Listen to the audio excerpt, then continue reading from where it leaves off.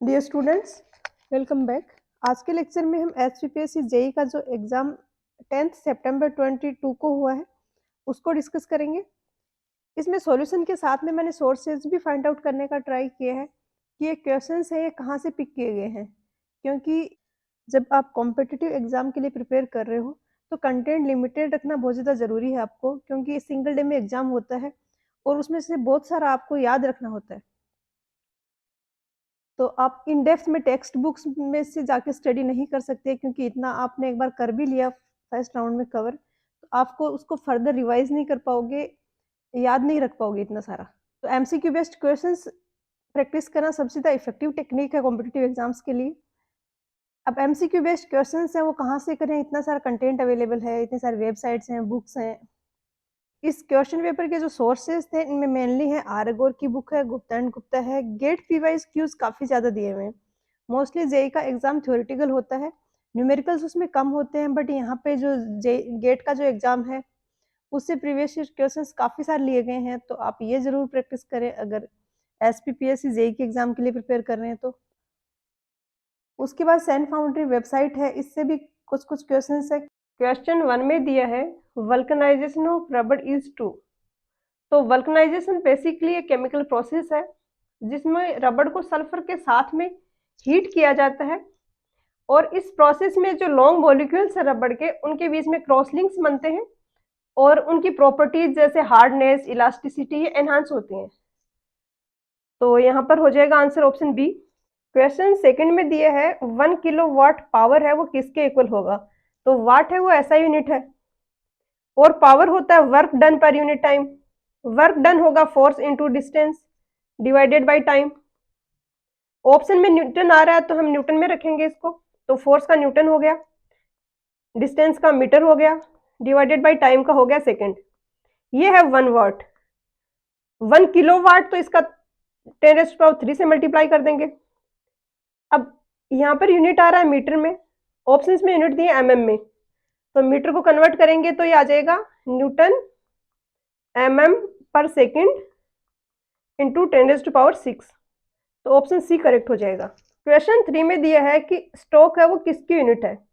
तो स्टोक है वो काइनेमेटिक विस्कोसिटी की यूनिट है और ये होती है सेंटीमीटर स्क्वायर पर सेकंड। तो बी हो गया आंसर। क्वेश्चन 4 में दिया है कि मिनिमम एज डिस्टेंस है जो स्पेसिफाइड है कोड में वो क्यों मेंटेन करना जरूरी है। तो अगर मिनिमम एज डिस्टेंस मेंटेन नहीं करेंगे तो या तो ज्यादा कंप्रेशन के कारण यहाँ पर प्लेट में क्रशिंग में फेलियर हो सकता है या शीरिंग में प्लेट फेल हो सकती है। तो डी होगा आंसर।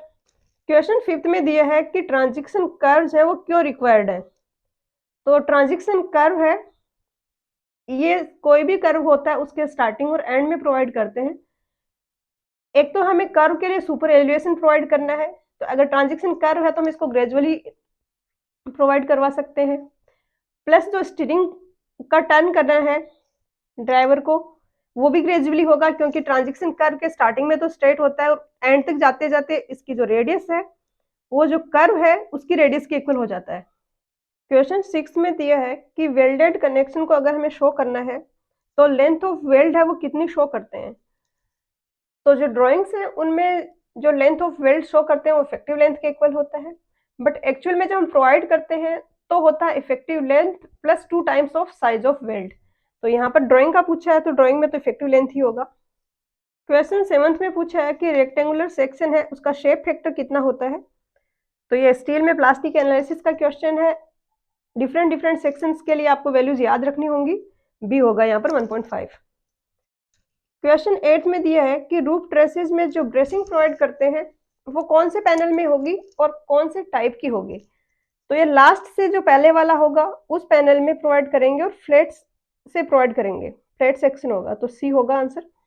9th में दिया है कि वो कौन सी टाइप ऑफ रूफ है जिसमें स्लैब है वो डायरेक्टली कॉलम्स पर सपोर्टेड होती है। तो ये होती है फ्लैट स्लैब। क्वेश्चन 10th में दिया है कि नीचे दिए गए जो मैसनरी वर्क है उनमें सबसे कॉस्टली कौन सा है। तो ये एस्लर फाइन टूल्ड जो मैसनरी वर्क है ये सबसे कॉस्टली होता है। क्वेश्चन 11th में दिया है कि एक बार है जिसका डायमीटर d है और लेंथ l है, दूसरी बार b है जिसका डायमीटर 2d है और लेंथ 2l है। तो इनमें जो एक्सटेंशन होगा उसका रेशियो क्या होगा? तो ए का एक्सटेंशन डिवाइडेड बाई बी का एक्सटेंशन, इनका रेशियो। एक्सटेंशन होता है PL बाई AE, तो ये ए का डिवाइडेड बाई बी का। यहाँ पर ई और पी के बारे में कुछ दिया नहीं है, तो हम अज्यूम कर लेते हैं कि फोर्स और जो प्रॉपर्टीज है वो सेम है। तो ए का हो जाएगा L बाई ए, नीचे आएगा तो पाई बाई 4d² हो जाएगा, divided by 2L upon pi by 4 2d का स्क्वायर। और इसको जब सॉल्व करोगे तो ये आ जाएगा 2, तो बी आंसर हो जाएगा। क्वेश्चन 12th में दिया है कि जब आयलर्स थ्योरी को डिराइव करते हैं लॉन्ग कॉलम्स के लिए तो कौन सा अजम्पशंस इनमें से नहीं होता है। क्वेश्चन 12th में दिया है कि नीचे दिए गए अजम्पशंस में से कौन सा इनकरेक्ट है regarding deriving Euler's theory for long columns. तो एक तो हम मानते हैं कि कॉलम है वो यूनिफॉर्म है थ्रू आउट, और लॉन्ग कॉलम है तो हम वहां पर फेलियर मानते हैं, वो बकलिंग से मानते हैं कि बकल होके फेल हो रहा है, तो सी भी करेक्ट है। हिंज्ड एंड ओनली के लिए हम डिराइव नहीं करते, तो डी इनकरेक्ट हो जाएगा। क्वेश्चन 13 में दिया है कि प्लास्टिक हिंज है, उसमें जब रोटेशन होता है तो कोई भी एडिशनल मोमेंट को वो रेजिस्ट नहीं करता है।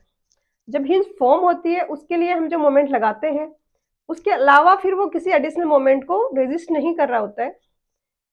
आर में दिया है स्टेटमेंट आर में कि प्लास्टिक हिंज है वो सेक्शन है जिसपे कि सारे फाइबर है वो उनमें यील्डिंग हो चुकी है, तो सारे फाइबर यील्ड हो चुके हैं तो वो प्लास्टिक हिंज बन चुका है और वो फर्दर रेजिस्ट नहीं करता मोमेंट्स को, तो ए है वो करेक्ट है और आर इसका राइट एक्सप्लेनेशन है। क्वेश्चन 14 में दिया है कि वेलोसिटी ऑफ फ्लो और वेलोसिटी ऑफ साउंड है फ्लूइड में, उनका रेशियो क्या होगा? तो ये होता है मैक नंबर। क्वेश्चन 15 में दिया है कि ब्रिक अर्थ में जो एल्यूमिना है वो क्या प्रोवाइड करता है? तो एल्यूमिना प्लास्टिसिटी प्रोवाइड करता है। क्वेश्चन नंबर 16 में दिया है कि अगर फुटिंग है वो वाटर टेबल के कांटेक्ट में आ जाए तो रिडक्शन होगा बेरिंग कैपेसिटी में, वो कितना % होगा? तो एक तो यहाँ पर एडिशनल इंफॉर्मेशन रिक्वायर्ड है कि ये सैंड है, यहाँ पर जो सॉइल है, तो सैंड के लिए जो बेरिंग कैपेसिटी का फॉर्मूला है वो थोड़ा सिंप्लीफाइड हो जाता है। सी तो 0 होगा सैंड के लिए, तो फॉर्मूला हो जाएगा QU gamma DF NQ 0.5 B gamma N gamma. तो NQ और N गामा तो कांस्टेंट है, B है वो विड्थ है, DF है वो डेप्थ है, तो ये तो सारे पैरामीटर सेम है। जब वाटर टेबल के कांटेक्ट में आ रहा है फुटिंग, तो जो मास डेंसिटी होगी वाटर की वो सबमर्ज्ड वाली मास डेंसिटी यहाँ पर हम लेंगे। अप्रोक्सीमेटली हम अज्यूम कर सकते हैं कि सोइल का गामा होगा वो होगा 2000 kg/m3। ये 1800 1900 के आसपास होता है, बट हमने से रफली पूछा है ये अप्रोक्सीमेटली। और सबमर्ज्ड जो गामा होगा वो गामा माइनस गामा डैश होगा, तो 2000 है तो इसमें से 1000 वाटर का माइनस करेंगे तो सबमर्ज्ड का आ जाएगा 1000 के राउंड, तो लगभग हाफ हो रहा है गामा की वैल्यू, तो रिडक्शन भी कितना हो जाएगा 50%। जो पहले QU1 था, अब सेकेंड कंडीशन के लिए QU2 निकालेंगे तो वो 1 का 50% ही होगा। क्वेश्चन 18 में दिया है कि अगर 150 mm थिक स्लैब है तो डॉल बार्स होंगी, उसका डाया क्या होगा और लेंथ क्या होगा? तो ये गाइडलाइंस हैं IRC की, अगर 50 सेमी से कम थिकनेस है तो कोई डॉल बार्स प्रोवाइड नहीं की जाती। अगर 50 सेमी है थिकनेस तो 25 mm डाया की 500 mm लेंथ की डॉल बार्स प्रोवाइड की जाती हैं 200 mm स्पेसिंग पर। इसी तरीके से अगर ये स्लैब थिकनेस बढ़ेगी तो ये डाया भी इंक्रीज होगा, लेंथ है वो हर जगह सेम रहेगी, तो यहाँ पर आंसर हो जाएगा ऑप्शन डी। तो बोल्टेड के केस में हम फील्ड में अल्ट्रेशंस नहीं कर सकते हैं, तो ये एडवांटेज नहीं है। क्वेश्चन 20 में दिया है कि IS 800 2007 के अकॉर्डिंग जो बकलिंग क्लासेज हैं उनके कितने सेक्शंस में डिवाइड किया हुआ है? तो 4 बकलिंग क्लासेज हैं A B C D, तो बी हो गया आंसर। क्वेश्चन 21 में दिया है कि 2 लिस्ट दी गई हैं, हमें मैच करना है। 1 में दिया है कि किसका अलॉय करना है स्टील में, और लिस्ट सेकंड में दिया है कि उसका स्टील पर इफेक्ट क्या होगा। तो कार्बन है वो डक्टिलिटी को कम करता है, टेंसाइल स्ट्रेंथ है वो इंक्रीज करता है। फॉस्फोरस है, इसमें एनलार्जमेंट होता है ग्रेन्स का फॉस्फोरस के साथ में एलॉय करने से और ब्रिटलनेस बढ़ती है। तो ए का हो गया 4, बी का हो गया 3 और कॉपर है वो कोरोजिवनेस को कम करता है, तो डी का हो जाएगा 1 और सी है क्रोम एंड निकल, इसका हो जाएगा 2। क्वेश्चन 22 में दिया है कि प्रेसिपिटेशन है वो कौन सा है दिए गए ऑप्शंस में से। तो जो बहुत ही छोटी छोटी फुहारें गिरती हैं वो ड्रिजल होता है, ओले गिरते हैं वो हेल है और सी है स्नो, तो ऑल ऑफ द अबव होगा। क्वेश्चन 23 में दिया है कि एंगल ऑफ इंटरनल फ्रिक्शन है फाई जो होता है वो किस पे डिपेंड करता है। तो ये जो सोइल के पार्टिकल्स हैं उनकी पैकेजिंग पे डिपेंड करता है, पैकिंग कितनी अच्छे से है, कितने क्लोज है पार्टिकल्स।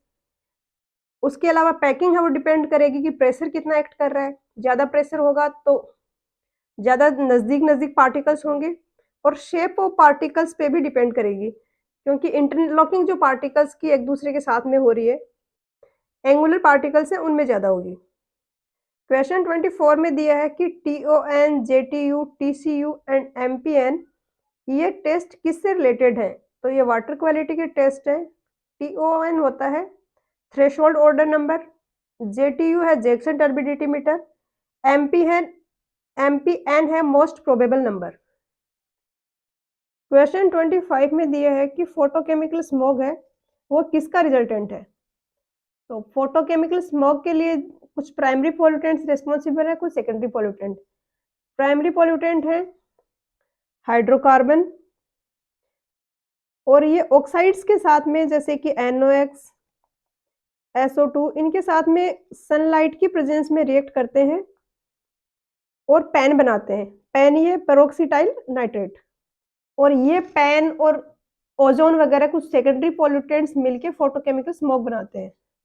तो यहाँ पर आंसर हो जाएगा ऑप्शन ए। क्वेश्चन 26 में दिया है कि बाजरा, ज्वार, कॉटन, सोरगम, ग्राउंडनट ये कौन सी टाइप की फसल है। तो ये खरीफ की क्रॉप्स है। क्वेश्चन 27 में दिया है कि वाटर में अगर लीड है तो उसका हेल्थ पर क्या इफेक्ट होगा। तो ये किडनी को डैमेज कर सकता है। क्वेश्चन 29 में दिया है कि न्यूटोनियन फ्लूइड है उसको कैसे डिफाइन करते हैं।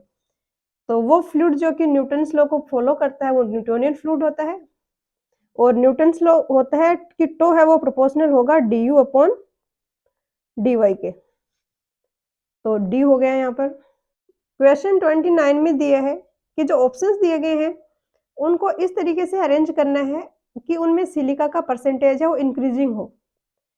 तो सबसे ज्यादा सिलिका का परसेंटेज होता है सैंडी क्ले में, और आंसर होगा calcareous clay, pure clay and sandy clay, option B. यहाँ पर क्वेश्चन 29 से लेके क्वेश्चन 109 तक है वो जीके के क्वेश्चंस हैं, तो हम ओनली टेक्निकल पे फोकस कर रहे हैं तो उनको स्किप करेंगे। एक सिंगली रेनफोर्स्ड रेक्टेंगुलर बीम है जिसकी विड्थ और इफेक्टिव डेप्थ दी गई है। इसको डिजाइन करना है हमें M20 ग्रेड कंक्रीट और Fe 500 ग्रेड स्टील यूज करके। तो सेक्शन है वो अंडर रेनफोर्स्ड ही रहे। इसके लिए मैक्सिमम नंबर ऑफ बार्स कितना होगा, बार्स का डाया दिया है 12 mm।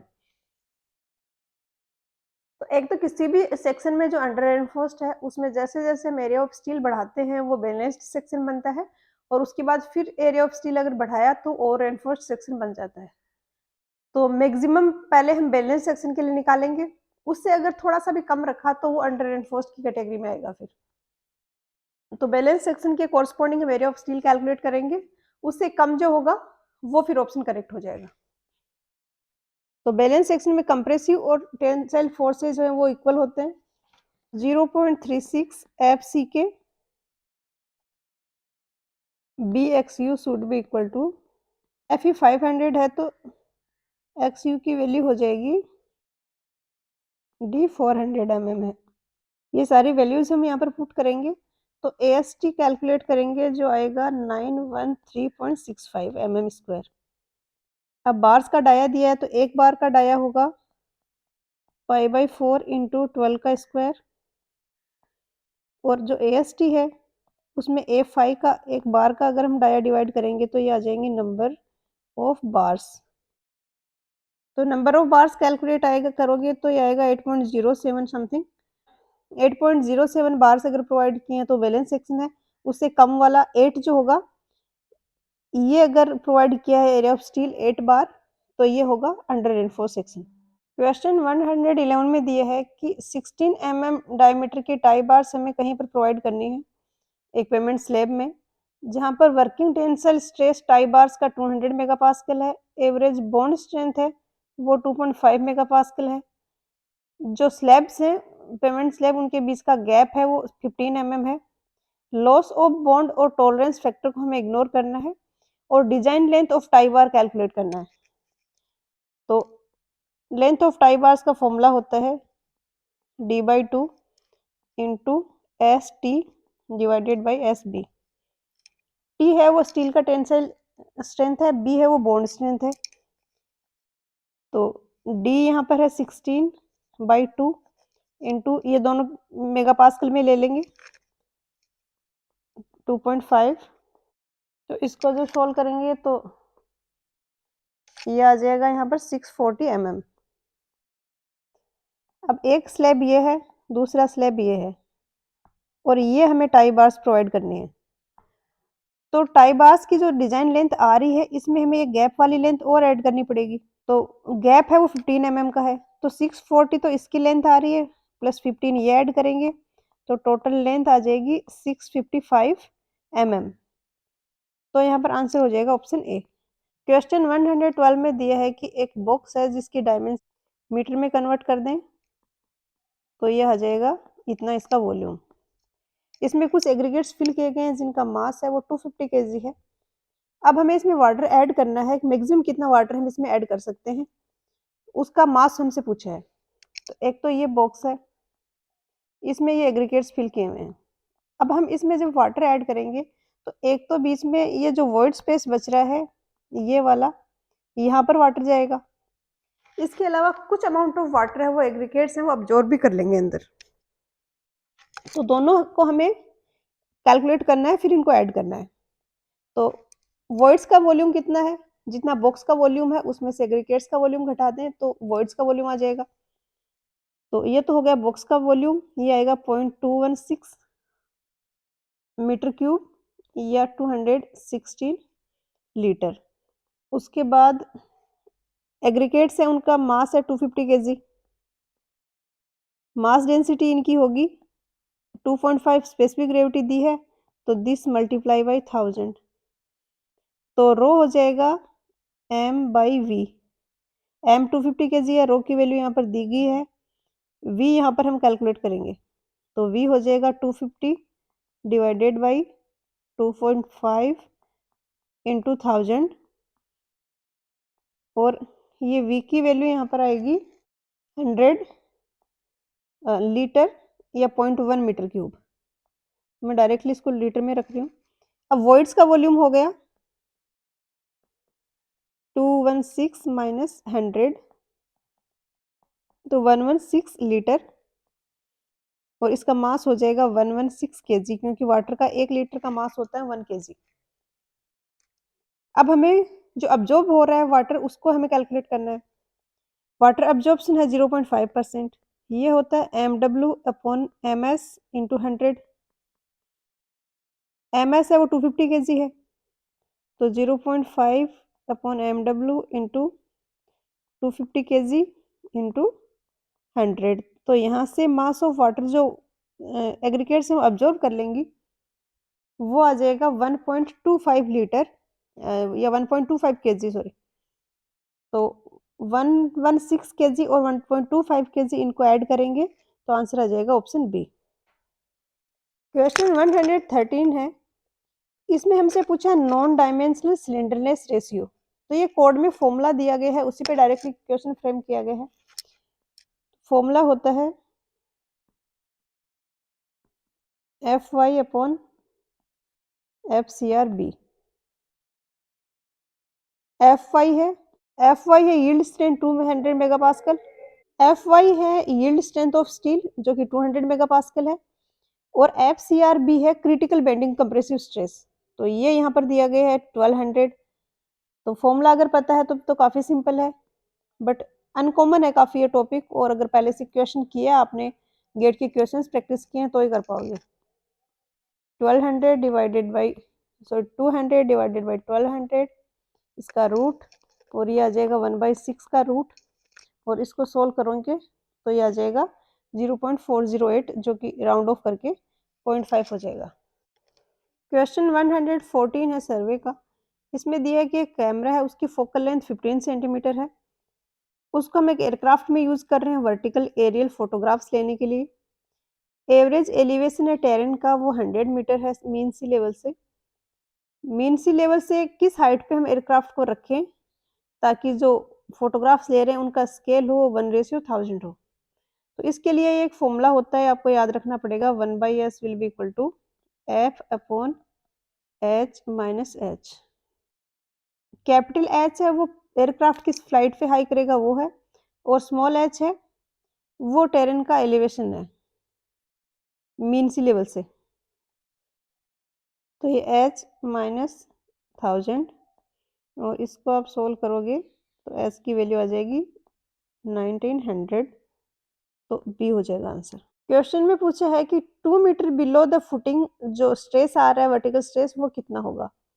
इंक्रीमेंटल वर्टिकल स्ट्रेस मतलब जो लोड लगा है उसके कारण स्ट्रेस में कितना इंक्रीज हो रहा है। डिस्पर्जन मेथड के अकॉर्डिंग अगर हमने बी विड्थ है इस पर लोड लगाया है, तो डी डेप्थ पे अगर हम कैलकुलेट करेंगे तो डिस्पर्जन का रेशियो अगर डी रेशियो 1 है तो यहाँ पर 1 मीटर ये एक्स्ट्रा ऐड हो जाएगा, और इसी तरीके से 1 मीटर है ये एक्स्ट्रा ऐड हो जाएगा, और बी ये पहले से है। तो अब स्ट्रेस निकालने के इस विड्थ को डिवाइड करेंगे टोटल लोड में, और उसी तरीके से लेंथ में भी जो इफेक्टिव एरिया है वो बढ़ेगा, जो लेंथ है वो इंक्रीज होगी। तो यहाँ पर दिया है रेशियो 2:1, तो इट मीन्स ये 2 है तो ये 1 होगा, और हमें 2 metre below the footing calculate करना है, तो इट मीन्स यहाँ पर हमने लोड लगाया है, हमने यहाँ पर कैलकुलेट करना है इफेक्टिव स्ट्रेस, और ये डेप्थ है 2 मीटर, और यहाँ दिया है कि 2:1 है, अगर ये 2 मीटर होगा तो ये 1 मीटर होगा। तो इनिशियली विड्थ थी 2, लेंथ है 4, अब विड्थ की जगह आ जाएगा b प्लस 1 प्लस 1, 1 ये इधर डिस्पर्जन हुआ 1 इधर हुआ, तो b प्लस 2, इसी तरीके से लेंथ में हो जाएगा डिस्पर्जन l प्लस 2। क्वेश्चन में सिग्मा जेड की वैल्यू हो जाएगी टोटल लोड, लोड होगा जो प्रेशर लग रहा है मल्टीप्लाई बाई एरिया, इस फुटिंग पर लगाया है प्रेशर, तो 100 इंटू 2 इंटू 4, ये तो टोटल लोड हो गया, डिवाइडेड बाई इफेक्टिव जो एरिया है वो कर देंगे। तो विड्थ अब पहले b थी तो अब b प्लस 2 हो गई, तो ये हो गई 4, l पहले 4 था तो ये 4 प्लस 2 हो जाएगा 6। यहाँ से इफेक्टिव स्ट्रेस कैलकुलेट करेंगे तो आएगा 33.33, तो ए हो जाएगा आंसर। क्वेश्चन 116 में दिया है कि एक रेक्टेंगुलर प्लेन कंक्रीट बीम है जिसकी डेप्थ 600 mm है, कंप्रेसिव और टेंसाइल स्ट्रेन है वो सेम मैग्नीट्यूड के हैं, तो कर्वेचर क्या होगा बीम में। कंसेप्चुअल अच्छा क्वेश्चन है। Sigma upon Y is equal to M upon I is equal to होता है ई बाई आर। कर्वेचर पूछा है, इट मीन्स 1/r पूछा है। यहाँ पर स्ट्रेसेज नहीं दिए हैं, एम भी नहीं दिया, आई भी नहीं दिया, स्ट्रेन दिया है कि कंप्रेसिव स्ट्रेन और टेंसाइल स्ट्रेन इक्वल है एक तो मैग्नीट्यूड में, तो जो एक्सट्रीम फाइबर पर अकर हो रही, और उनका मैग्नीट्यूड है 3 इंटू 10⁻⁴। तो ये वाला तो हम यूज नहीं कर सकते। Sigma upon Y is equal to E by R, अब 1/r will be equal to sigma upon E into Y, equal है दोनों स्ट्रेन, तो इट मीन्स जो न्यूट्रल एक्सिस है वो मिडिल में होगी। 600 mm ओवरऑल डेप्थ है, तो y हो जाएगा ओवरऑल डेप्थ है उसका हाफ, क्योंकि डायग्राम इस तरीके से बन रहा है। तो ये दोनों मैग्नीट्यूड अगर सेम है तो न्यूट्रल एक्सिस बिल्कुल बीच में है, तो ये 300 mm हो गया, और ये इधर वाला भी 300 mm हो गया, तो y की वैल्यू हो गई 300 mm। अब स्ट्रेस बाई ई होता है, ये स्ट्रेन होता है, और इसकी वैल्यू हमें दी है, तो ये हम वैल्यू पुट कर देंगे 3.0 इंटू 10⁻⁴ डिवाइडेड बाई वाई की वैल्यू 300। कर्वेचर करेक्शन पूछा है, मीटर इनवर्स में पूछा है, तो हमें mm को कन्वर्ट करना पड़ेगा, तो इसको 1000 से डिवाइड करेंगे। ये 1000 ऊपर जाएगा, तो ऊपर आ जाएगा 3 × 10⁻⁻1 डिवाइडेड बाई 300। इसको सॉल्व करेंगे तो आ जाएगा 0.001, तो ए हो जाएगा आंसर। क्वेश्चन 117 में दिया है कि एवरेज फ्री फ्लो स्पीड और जैम डेंसिटी एक रोड स्ट्रेच पे है, वो 50 किलोमीटर पर आवर और 100 व्हीकल पर मीटर है, तो लीनियर स्पीड डेंसिटी रिलेशनशिप के लिए मैक्सिमम फ्लो रोड स्ट्रेच पर क्या होगा? तो मैक्सिमम फ्लो है उसका फॉर्मूला होता है VF × KJ divided by 4, free flow speed multiply by jam density. और ये कंसेप्चुअल फॉर्मूला है, डायरेक्टली याद नहीं रखना पड़ेगा आपको। तो ट्रांसपोर्टेशन में जो मैंने क्वेश्चंस कवर करवाए आर एगोर के, वहां पर ये कवर किया गया डिटेल में। तो अगर आपके किसी पर्टिकुलर सब्जेक्ट के कंसेप्ट वीक हैं, तो पहले आप किसी भी बुक के एमसीक्यूज एक बार सारे सोल्व कर लें, उसके बाद क्वेश्चन पेपर्स पे आए।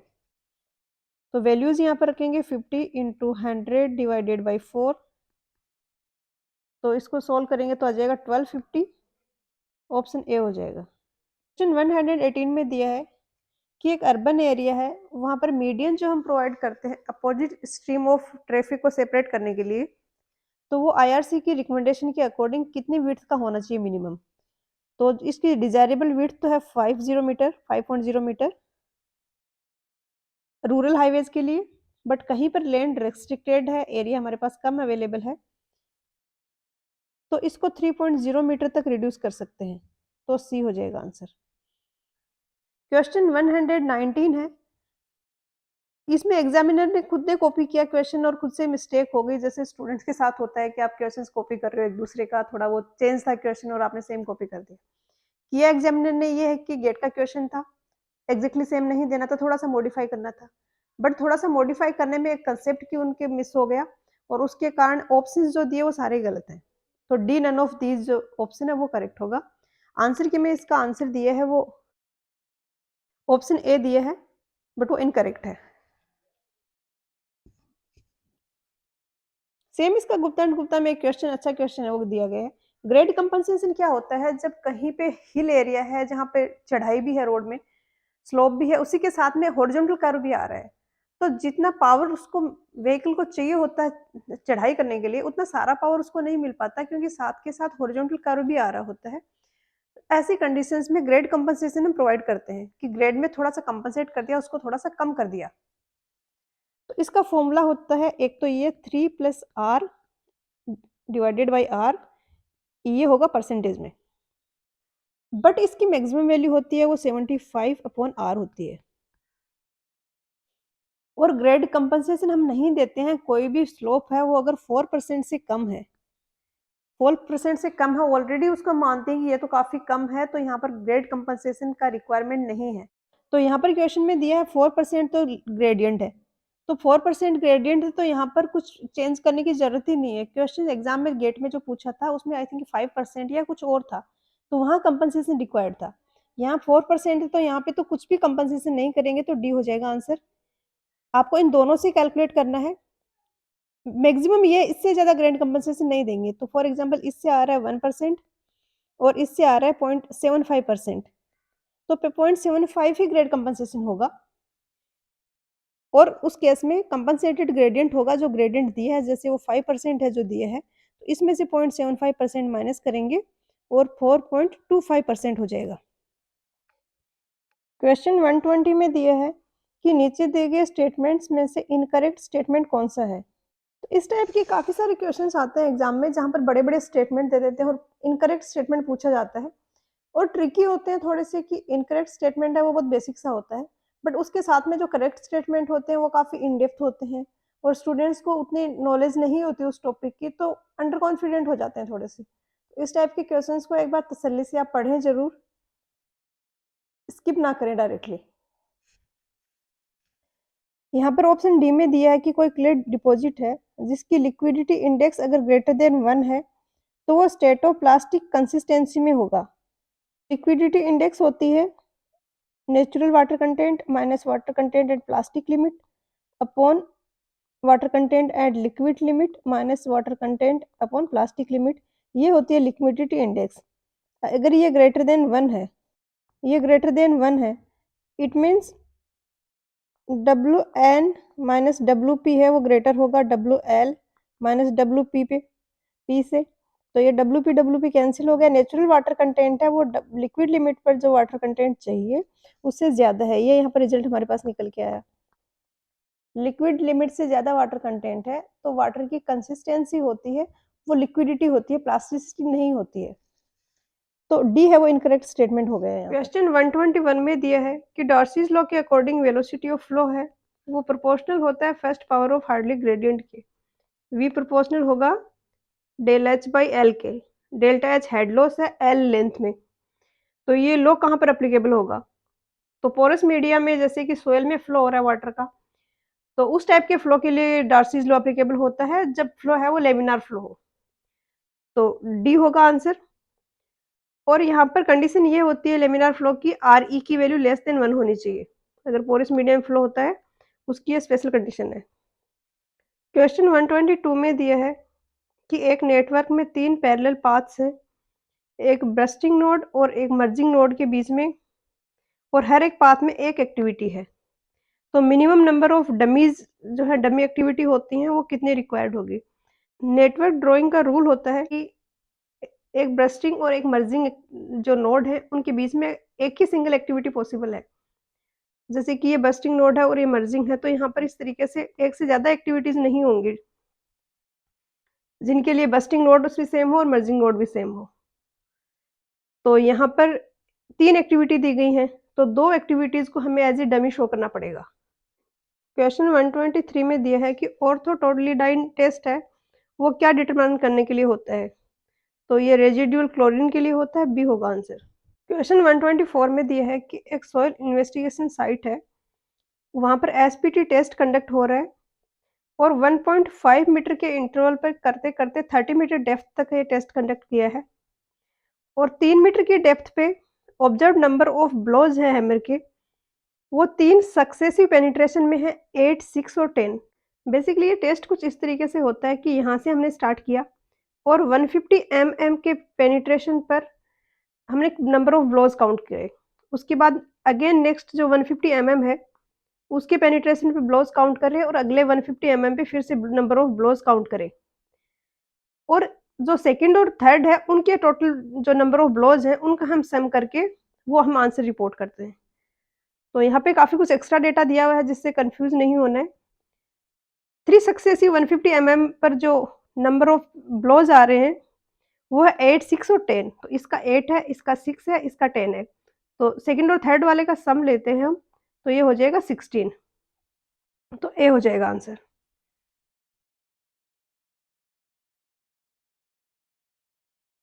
क्वेश्चन 125 में दिया है ये स्टोरेज रिजर्वोयर है, उसका आउटफ्लो है वो कंट्रोल्ड है और वहाँ पर एक फ्रीली ऑपरेटिंग स्पिलवे एक्ट कर रहा है। तो पीक ऑफ आउटफ्लो हाइड्रोग्राफ है और इनफ्लो हाइड्रोग्राफ है, उनके बीच में पूछा रिलेशन कि पीक ऑफ आउटफ्लो हाइड्रोग्राफ कहाँ पर लोकेटेड होगा। कोई रिवर है जिसपे कि डैम बना हुआ है, वहाँ पर रिजर्वोयर है। तो अगर कैचमेंट एरिया में कोई स्टॉर्म आएगा तो रिवर में डिस्चार्ज इंक्रीज होगा और फिर स्लोली डिक्रीज हो जाएगा वापस। सेम रिजर्वोयर के स्टोरेज में होगा, थोड़ा सा टाइम लैग होगा बट स्टोरेज का भी इनफ्लो हाइड्रोग्राफ कुछ ऐसा ही होगा कि इंक्रीज होगा, इंक्रीज होते होते डिक्रीज हो जाएगा। हमसे पूछे आउटफ्लो हाइड्रोग्राफ। आउटफ्लो हाइड्रोग्राफ का बेसिन लेग होता है वो बहुत ज़्यादा होता है, उसका पीक इनफ्लो हाइड्रोग्राफ से कम होता है क्योंकि रिजर्वोयर में जो डिस्चार्ज आ रहा है वो वाटर इकट्ठा होके फिर जैसे जैसे जो स्पिलवे का लेवल है उससे ऊपर हेड जैसे जैसे बढ़ेगा वैसे वैसे डिस्चार्ज की वैल्यू बढ़ेगी और एक बार पीक पे पहुंचेगा फिर वापस से डिस्चार्ज की वैल्यू कम होती जाएगी क्योंकि हेड है वो डिक्रीज होने लग गया। तो आउटफ्लो हाइड्रोग्राफ इसका प्लॉट करें तो कुछ इस तरीके से आता है और जहां पर इनफ्लो हाइड्रोग्राफ और आउटफ्लो हाइड्रोग्राफ इंटरसेक्ट कर रहे हैं वो वाला पॉइंट है आउटफ्लो हाइड्रोग्राफ का पीक होता है। तो यही पूछा है क्वेश्चन में। तो ये हो जाएगा option A point of intersection of the inflow, point of intersection of the inflow and outflow hydrograph. और इसका बेसिन होगा वो लॉन्ग होगा कंपेयर टू इंफ्राहाइड्रोग्राफ। क्वेश्चन 126 में दिया है कि एज पर IS 800/2007 कोई क्रॉस सेक्शन है जो कि एक्सट्रीम फाइबर को रीच कर सकता है, but plastic moment of resistance है वो डेवलप नहीं कर पाता और लोकल बकलिंग में वो फेल हो जाता है। तो इस टाइप का सेक्शन होता है, सेमी कॉम्पैक्ट सेक्शन होता है और ये कोड में एक डेफिनेशन दी हुई है इस सेक्शन की, एज इट इज़ उसी पे क्वेश्चन फ्रेम किया गया है और ये रिपीट हुआ है गेट के एग्जाम से। क्वेश्चन 127 में दिया है कि एक बॉडी है वो कंप्लीटली सबमर्ज्ड है फ्लूइड में, उसका सेंटर ऑफ ग्रेविटी G है, सेंटर ऑफ बायोंसी O है, तो बॉडी स्टेबल इक्विलिब्रियम में हो इसके लिए क्या कंडीशन है? तो सबमर्ज्ड बॉडी की बात आती है तो मेटा सेंटर तो पिक्चर में नहीं आता है। जो डिसाइडिंग पॉइंट्स होते हैं वो सेंटर ऑफ ग्रेविटी और सेंटर ऑफ बायोंसी होते हैं और सेंटर ऑफ ग्रेविटी जितना नीचे होगा बॉडी उतनी ज़्यादा स्टेबल होगी। तो यहाँ पर हो जाएगा O लाइज अबव G। इस टॉपिक पे काफ़ी बार क्वेश्चंस आते हैं एग्जाम में, सिंपल से क्वेश्चन होते हैं, टाइम कंज्यूमिंग भी नहीं होते हैं, बट काफ़ी बार स्टूडेंट्स को समझने में डिफ़िकल्टी होती है या याद रखने में प्रॉब्लम होती है। तो अगर आप इस टाइप के क्वेश्चंस में अटकते हो, तो मैंने एक वीडियो बनाया हुआ है, जिसमें मैंने शॉर्ट में एक्सप्लेन किया हुआ है, प्लस ट्रिक भी बताई है साथ में कि आप इसको कैसे याद रख सकते हो इन कंडीशंस को। तो ऊपर आई बटन में लिंक दिया है, आप वो वीडियो देखें, आपका कोई कन्फ्यूज़न है तो आई एम श्योर वो क्लियर हो जाएगा। क्वेश्चन 128 में दिया है कि नीचे कुछ स्टेटमेंट दिए हैं, इनमें से कौन-सा स्टेटमेंट करेक्ट है? तो बेसिकली यहाँ पर एक मिस्टेक है, यहाँ पर स्टेटमेंट्स में दिया है कि स्ट्रेस डिक्रीज़ करते हैं, तो उसका वर्ड रेशियो पे, परमेबिलिटी पे, वॉल्यूम चेंज पे क्या इफ़ेक्ट आएगा?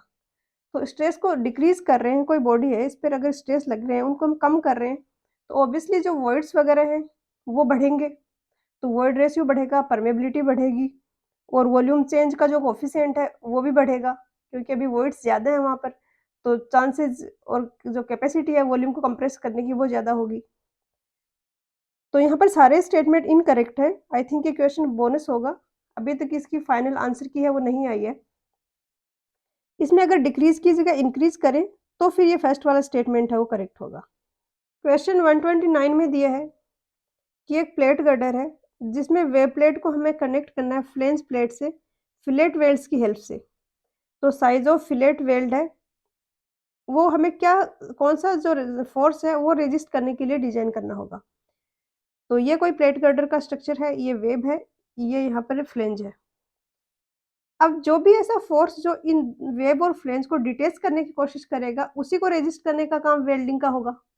जैसे कि मैं ऊपर से शियर फ़ोर्स लगा रही हूँ, तो वो शियर फ़ोर्स की ऐसी टेंडेंसी नहीं होगी कि वो डिटेच करने की कोशिश करे।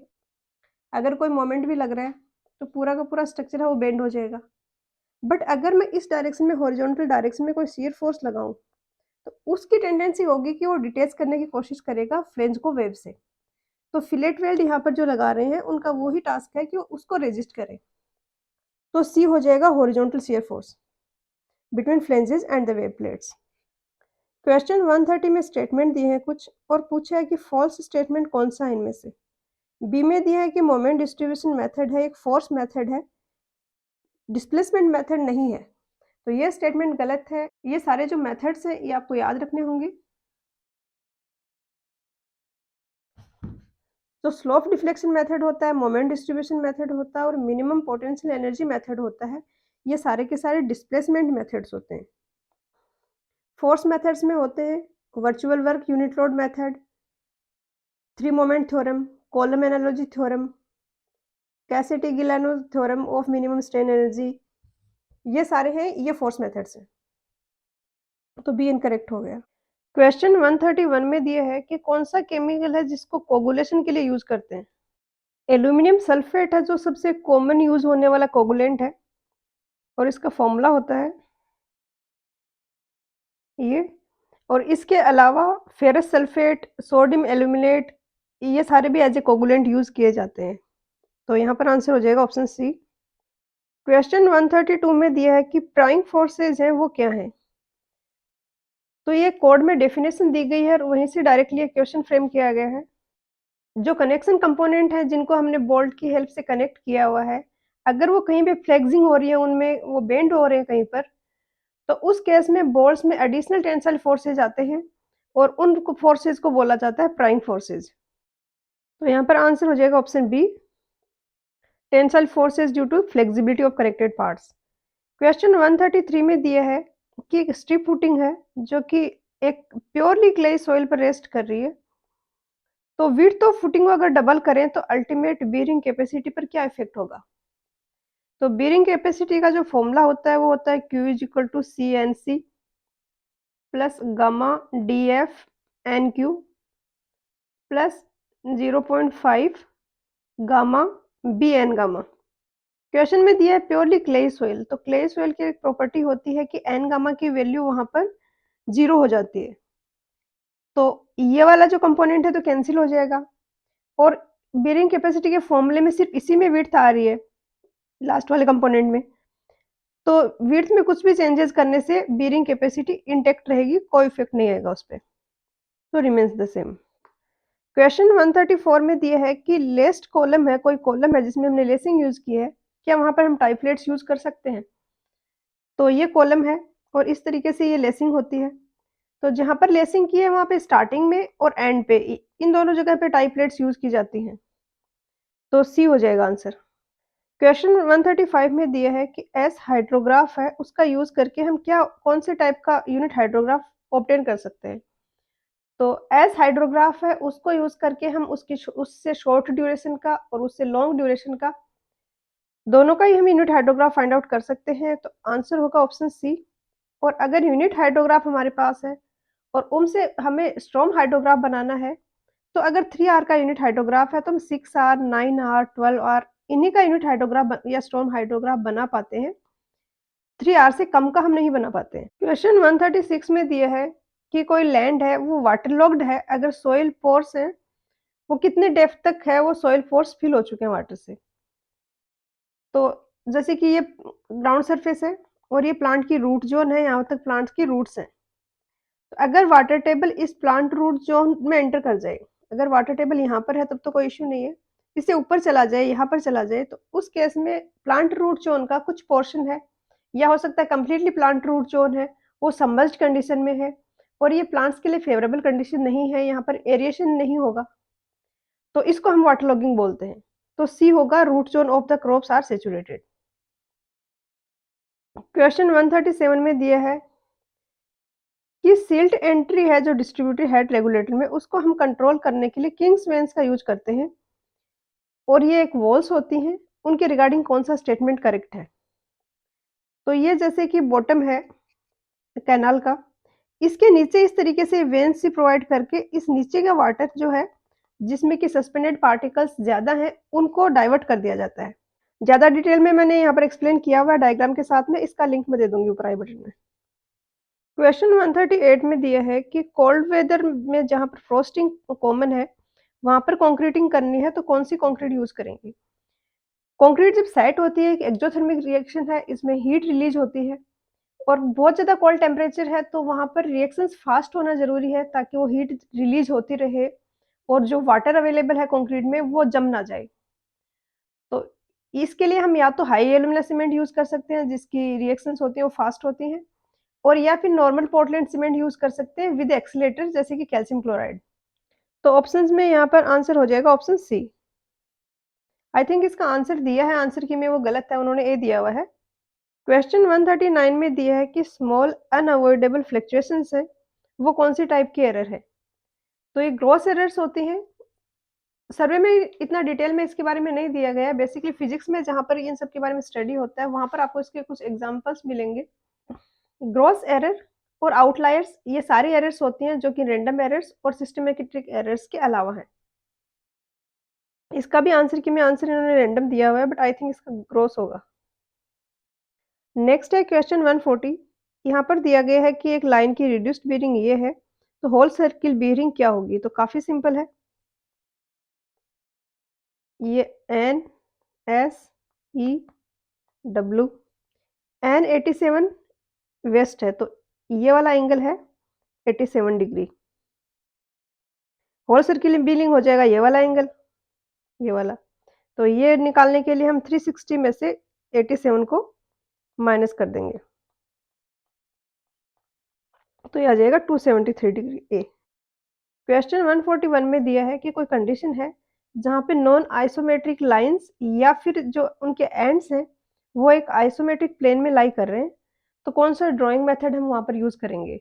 तो ये बॉक्स मेथड हम यहाँ पर यूज़ करते हैं। इसके ज़्यादा क्वेश्चन्स आते नहीं हैं, रेयरली कोई क्वेश्चन आता है, तो हम इसके ये मेथड्स डिटेल में नहीं डिस्कस कर रहे हैं। क्वेश्चन 142 में दिया है कि कोई एग्रीगेट है, जो कि हम ऑब्टेन करते हैं सी शोर्स और रिवर्स से और मिनिमम वॉइड्स है वो कंक्रीट में क्रिएट करता है, प्रोड्यूस करता है। तो ये राउंडेड एग्रीगेट्स होते हैं। एक तो शी शोर और रिवर्स से पता चल रहा है कि पानी के साथ बहते हैं, तो जो भी इनके कॉर्नर्स हैं, वो राउंड हो जाते हैं। और राउंडेड एग्रीगेट्स हैं, इनका जो वॉल्यूम ऑफ वॉइड्स होगा कंक्रीट में, वो सबसे कम होता है, क्योंकि पैकेजिंग इनकी अच्छे से हो जाती है। तो ए हो गया।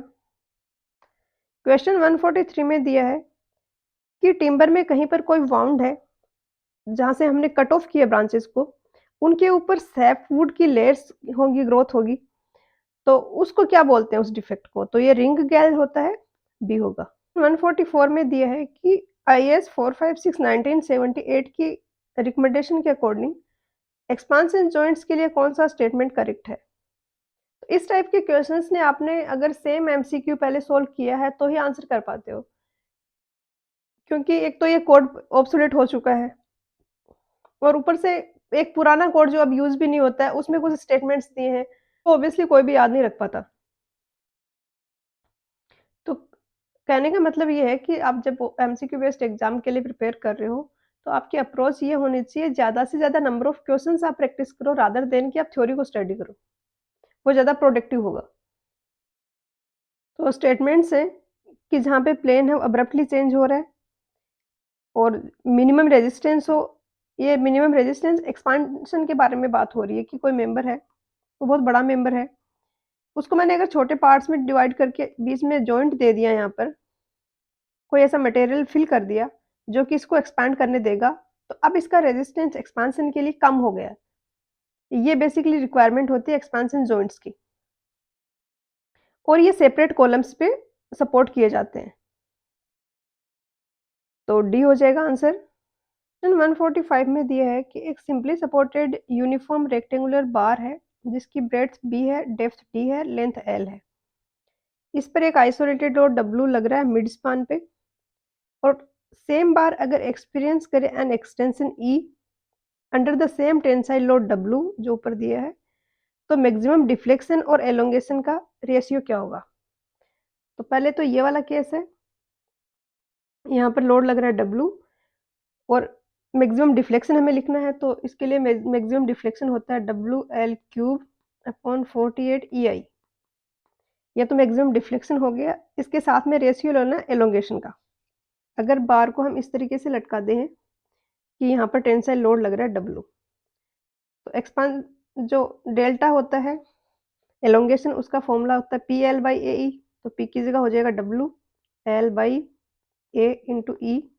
इन दोनों का रेशियो लोग के सॉल्व करोगे तो ये आ जाएगा L square upon 4 D square, तो सी हो जाएगा। क्वेश्चन 146 में दिया है कि जब प्लाईवुड को मैन्युफैक्चर करते हैं, तो विनर्स हैं, जो एडजेसेंट विनर्स हैं, उनके ग्रेन्स की डायरेक्शन क्या रखते हैं? तो टिम्बर की एक प्रॉपर्टी होती है कि इसकी हर एक डायरेक्शन में स्ट्रेंथ सेम नहीं होती है, इसकी ग्रेन्स के अलोंग इसकी स्ट्रेंथ अच्छी होती है, दूसरी डायरेक्शन में स्ट्रेंथ कम होती है। तो हम विनर्स को प्लेस करते हैं एडजेसेंट को, तो 90 डिग्री पे करते हैं। ये ग्रेन्स के अलोंग इसकी स्ट्रेंथ अच्छी है और इस डायरेक्शन में इसकी स्ट्रेंथ कम है, तो कुछ विनर्स को हम इस तरीके से रख देंगे।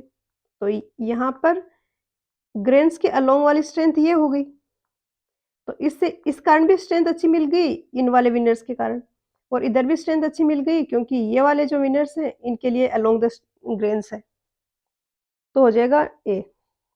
क्वेश्चन 147 में दिया है कि एक रिवेट लाइन है, उसमें जो रिवेट का सेंटर है उससे हम डिस्टेंस मेजर करते हैं। एडजॉइनिंग जो रिवेट है, जो कि लोकेटेड है एडजेसेंट पैरेलल रिवेट लाइन पे, दो रिवेट लाइन्स हैं, उन पे जो लोकेटेड रिवेट्स हैं उनके बीच का डिस्टेंस हम मेजर करते हैं, उसको हम क्या बोलते हैं? तो ये स्टैगर्ड पिच होता है। इसको एक्सप्लेन मैंने डिटेल में यहाँ पर किया हुआ है, स्टील का क्वेश्चन है ये, ऊपर आई बटन में इसका लिंक डाला हुआ है। अच्छा कंसेप्चुअल क्वेश्चन है और डिटेल में समझना आप। क्वेश्चन 148 में दिया है कि विच कंसिस्ट ऑफ सिलिका।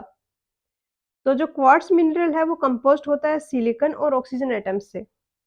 तो सी हो जाएगा आंसर। क्वेश्चन 149 में दिया है कि एक सिंपली सपोर्टेड बीम है जिस पर एक यूडीएल एक्ट कर रहा है और दोनों साइड पे इक्वल ओवरहैंग है, तो मैक्सिमम बेंडिंग मोमेंट जो प्रोड्यूस हो रहा है वो लिस्ट पॉसिबल हो, इसलिए जो ओवरहैंग की लेंथ है टोटल लेंथ है उनका रेशियो क्या होगा। इस तरीके से यहाँ पर लोडिंग लग रही है, टोटल लेंथ है वो एल है, दोनों साइड पे ओवरहैंग है वो एक्स एक्स है, बीच की लेंथ बची वो एल माइनस टू एक्स होगी। ये पॉइंट ए है, ये बी है, ये सी है। अब इसका अगर हम बेंडिंग मोमेंट प्लॉट करें तो यहाँ से हम इधर की तरफ चलेंगे तो बेंडिंग मोमेंट है वो हॉगिंग है तो नेगेटिव होगा और पैराबोलिकली वो चेंज हो रहा है। इस तरीके से ये बनेगा ग्राफ। इस पॉइंट पर आते ही एक और मोमेंट आ जाएगा जो कि सपोर्ट पे रिएक्शन लग रहा है इसके कारण है और इसका नेचर है वो सैगिंग है, तो धीरे धीरे हॉगिंग वाले के इफेक्ट को कम करेगा, इसकी वैल्यू बढ़ती जाएगी। वैल्यू तो यूडीएल वाले की भी बढ़ रही है बट इसकी वैल्यू ज्यादा बढ़ेगी क्योंकि इसकी जो लोडिंग है वो ज्यादा है यहाँ पर। तो जैसे जैसे ए से डिस्टेंस बढ़ेगी हम इस डायरेक्शन में मूव करेंगे, ये वैल्यू डिक्रीज होती जाएगी और डिक्रीज होते होते इस तरीके से ऊपर जाएगा और उसके बाद सेम इस तरीके से इधर रिपीट होगा। क्वेश्चन में कंडीशन दी है कि ये वाला जो मैक्सिमम बेंडिंग मोमेंट होता है ये लिस्ट हो, तो ये लिस्ट तब होगा जब ये नेगेटिव वाले बेंडिंग मोमेंट के इक्वल हो। तो अब ए पॉइंट पे हम बेंडिंग मोमेंट की इक्वेशन लिखेंगे, एम ए होगा, बेंडिंग मोमेंट होगा नेगेटिव वाला हॉगिंग वाला, हॉगिंग या नेगेटिव बेंडिंग मोमेंट लिख देते हैं इसको। ए पे बेंडिंग मोमेंट की वैल्यू होगी W L square by to minus का, क्योंकि हॉगिंग को हम नेगेटिव लेते हैं। सी पे बेंडिंग मोमेंट की इक्वेशन लिखेंगे तो हो जाएगा सपोर्ट पे जो रिएक्शन लग रहा है डब्ल्यू एल बाई टू, ये लोडिंग इससे डिस्टेंस होगी L minus two x by two, क्योंकि यहाँ पर इस लाइन और ये सी है इसके बीच की डिस्टेंस ले रहे हैं, total L minus two x है ये। तो ये लोड बाय डिस्टेंस ये पॉजिटिव हो गया, सैगिंग है तो उसके बाद यूडीएल के कारण जो है उसको नेगेटिव लेंगे, इसकी वैल्यू हो जाएगी W L square by to होता है यूडीएल के लिए, तो एल की वैल्यू यहाँ पर हो जाएगी कैपिटल एल बाई टू, तो ये हो जाएगा W L square by two. इसको सिंप्लीफाई करेंगे तो ये आ जाएगा माइनस का W L square by eight plus W L X divided by two. ये है हॉगिंग वाला सॉरी सैगिंग वाला, इसका मैग्नीट्यूड और हॉगिंग वाले का मैग्नीट्यूड इक्वल होगा। हॉगिंग वाला बेंडिंग मोमेंट है ये minus W X square by to है, इसका मैग्नीट्यूड की अगर हम बात करें तो वो तो W X square by two ही होगा, तो इसको हम W X square by two के इक्वल पुट करेंगे और इसको सोल्व करेंगे तो ये क्वाड्रेटिक इक्वेशन बनेगी। इसको सोल्व करेंगे तो इसके रूट्स में एक तो नेगेटिव आएगा उसको हम इग्नोर कर देंगे, एक पॉजिटिव आएगा x is equal to 0.207 L, तो ये वाला है ये आंसर हो जाएगा। लेंदी है, आपको पूरा सोल्व करने की जरूरत नहीं है, इसके रिजल्ट आपको डायरेक्टली याद रखने चाहिए क्योंकि काफी सारे क्वेश्चंस बनते हैं इस सेम प्रॉब्लम पर। तो यहाँ पर आंसर हो जाएगा 0.207 ऑप्शन ए। क्वेश्चन 150 में दिया है कि कौन से टाइप ऑफ फ्लो है उसमें लॉसेज हैं वो ज्यादा होंगे। तो लेमिनार फ्लो है वो काफी स्मूथली फ्लो होता है और टर्बुलेंट फ्लो काफी हैप्जेड मैनर में फ्लो होता है। तो टर्बुलेंट फ्लो में लॉसेस ज़्यादा होते हैं, वेलोसिटी ज़्यादा होती है, वहाँ पर जो फ्रिक्शंस होता है पार्टिकल में वो ज़्यादा होता है। और न्यूमेरिकल वे में अगर आप समझना चाहो तो ये भी देख सकते हो कि जो लेमिनार फ्लो है उसके लिए तो ये होता है फॉर्मूला फ्रिक्शन फैक्टर का, और जो टर्बुलेंट फ्लो है उसके लिए होता है 0.316 into R E raise to power 1/4। तो एक तो आर ई की वैल्यू ज़्यादा है प्लस सेम वैल्यू के लिए अगर हम दोनों फॉर्मूले से फ्रिक्शन फैक्टर कैलकुलेट करें तो भी जो ये टर्बुलेंट वाला केस है इसके लिए फ्रिक्शन फैक्टर की वैल्यू ज़्यादा होगी, तो टर्बुलेंट फ्लो में लॉसेस ज़्यादा होंगे। क्वेश्चन 151 में दिया है कि एक लिक्विड है जिसकी रिलेटिव डेंसिटी 1.5 है, प्रेशर लग रहा है वो 200 किलो पास्कल है किसी पॉइंट पर, तो हेड प्रोड्यूस्ड क्या होगा लिक्विड का। तो सिंपल है, P इज इक्वल टू होता है डब्ल्यू एच, एच हो जाएगा P बाई डब्ल्यू, यूनिट्स थोड़ा सा आपको कन्वर्ट करना पड़ेगा, पास्कल है वो ऐसा यूनिट है प्रेशर की, तो ये पास किलो पास्कल था तो ये पास्कल में कन्वर्ट कर लिया। डब्ल्यू जो है वो वाटर के लिए होता है 9810 इंटू स्पेसिफिक ग्रेविटी 1.5। इसको आप यहाँ पे 10,000 भी ले सकते हो 9810 को, क्योंकि ऑप्शंस काफ़ी दूर-दूर है यहाँ पर। तो इसको सॉल्व करोगे तो 13.3 के अराउंड ये ए आ जाएगा आंसर। क्वेश्चन 152 में दिया है कि कंटिन्यूअस फिलर्स हैं, उनके स्पान्स हैं, उनको इक्वल कंसीडर करेंगे। अगर उसमें लॉन्गेस्ट स्पान है, वो शॉर्टेस्ट स्पान के कितने से ज़्यादा एक्सीड नहीं कर रहा है। सिंपल फॉर्म में समझना था तो परसेंटेज में ज़्यादा ईज़ी होता है कि हम ये कह सकें कि शॉर्टेस्ट स्पान है, उसकी 10% से ज़्यादा, 50% से ज़्यादा लॉन्गेस्ट स्पान नहीं होगा, तो हम इक्वल कर लेंगे उनको कंसीडर। तो ये यहाँ पर फ्रैक्शन में दिया है तो 0.15 है, वैसे 15% होता है। याद रखनी है वैल्यू। आपको किसी को ये अगर क्यूरियोसिटी है कि फिलर्स यहाँ पर क्या है, तो बेसिकली ये स्लैब है। काफ़ी बार यहाँ पर बीम ना यूज़ करके हम आई सेक्शंस यूज़ कर लेते हैं यहाँ पर, और इनको बोला जाता है जॉइस्ट, और 20 का ये है, इसको बोला जाता है फिलर। क्वेश्चन 153 में दिया है कि मैक्सिमम डेविएशन है जो डेल्टा पी और डेल्टा ई का, वो 25% है computed value of P and E respectively. मतलब पी हमने जो किया है कंप्यूट, एक्चुअल में जो पी फील्ड में लग रहा है वो 1.25 पी से लेके 0.75 पी तक हो सकता है। और ई के साथ भी सेम केस है। ई हमने जो मेजर किया है मटेरियल का, वो 1.25 ई भी हो सकता है और 0.75 ई भी हो सकता है। तो मिनिमम कितना हमें जो फैक्टर ऑफ सेफ्टी है वो लेना पड़ेगा। तो फैक्टर ऑफ सेफ्टी इस तरीके से होना चाहिए कि वो इन डेविएशंस को इंक्लूड कर ले, कि हम एक फैक्टर से मल्टीप्लाई कर दें, ताकि अगर पी बाई ई की वैल्यू ज़्यादा भी आ रही है तो वो फैक्टर है वो उसको कंपनसेट कर दे। तो पी बाई की ई की मैक्सिमम वैल्यू कितनी हो सकती है? लोड है वो मैक्सिमम है 1.25 पी, और जो ई है उसकी वैल्यू कम से कम है। ये सबसे रिस्की वाला केस हो गया। इसको सॉल्व करोगे तो आएगा 1.67। तो अगर फैक्टर ऑफ सेफ्टी 1.67 आपने लिया है, तो आपके जो डेविएशंस आ रहे हैं पी और ई के मेजरिंग में, ये कंपनसेट हो जाएंगे। तो सी हो जाएगा। क्वेश्चन 154 में दिया है कि punching shear failure of the footing के रिगार्डिंग कौन सा स्टेटमेंट है वो इनकरेक्ट है। तो पंचिंग शियर फेलियर तब अक्कर होता है जब सोइल है वो हाईली कंप्रेसिबल हो। जो स्ट्रक्चर है उसके नीचे फाउंडेशन है, उसके नीचे की जो सोइल है वो सारे के सारे है वो नीचे चले जाते हैं, उसमें एक्सेसिव सेटलमेंट हो जाता है। और ये जो फेलियर होता है, ये जो फाउंडेशन का स्ट्रक्चर है उसकी पेरिफेरी के अलोंग होता है। आसपास की जो सोइल है उसमें कोई बल्जिंग नहीं दिखाई देती है, और कोई भी टिल्टिंग नहीं होती है फुटिंग की, फुटिंग वर्टिकली जस्ट नीचे चली जाती है। तो इनकरेक्ट स्टेटमेंट पूछा है तो सेकंड और थर्ड इनकरेक्ट है, तो ए हो जाएगा आंसर। क्वेश्चन 155 में दिया है कि 12.7 डिग्री है, इसको डिग्री मिनट सेकंड में कन्वर्ट करना है। तो 2 पॉइंट ध्यान रखने हैं आपको। एक तो 1 डिग्री होता है उसमें 60 मिनट होते हैं, और 1 मिनट होता है उसमें 60 सेकंड्स होते हैं।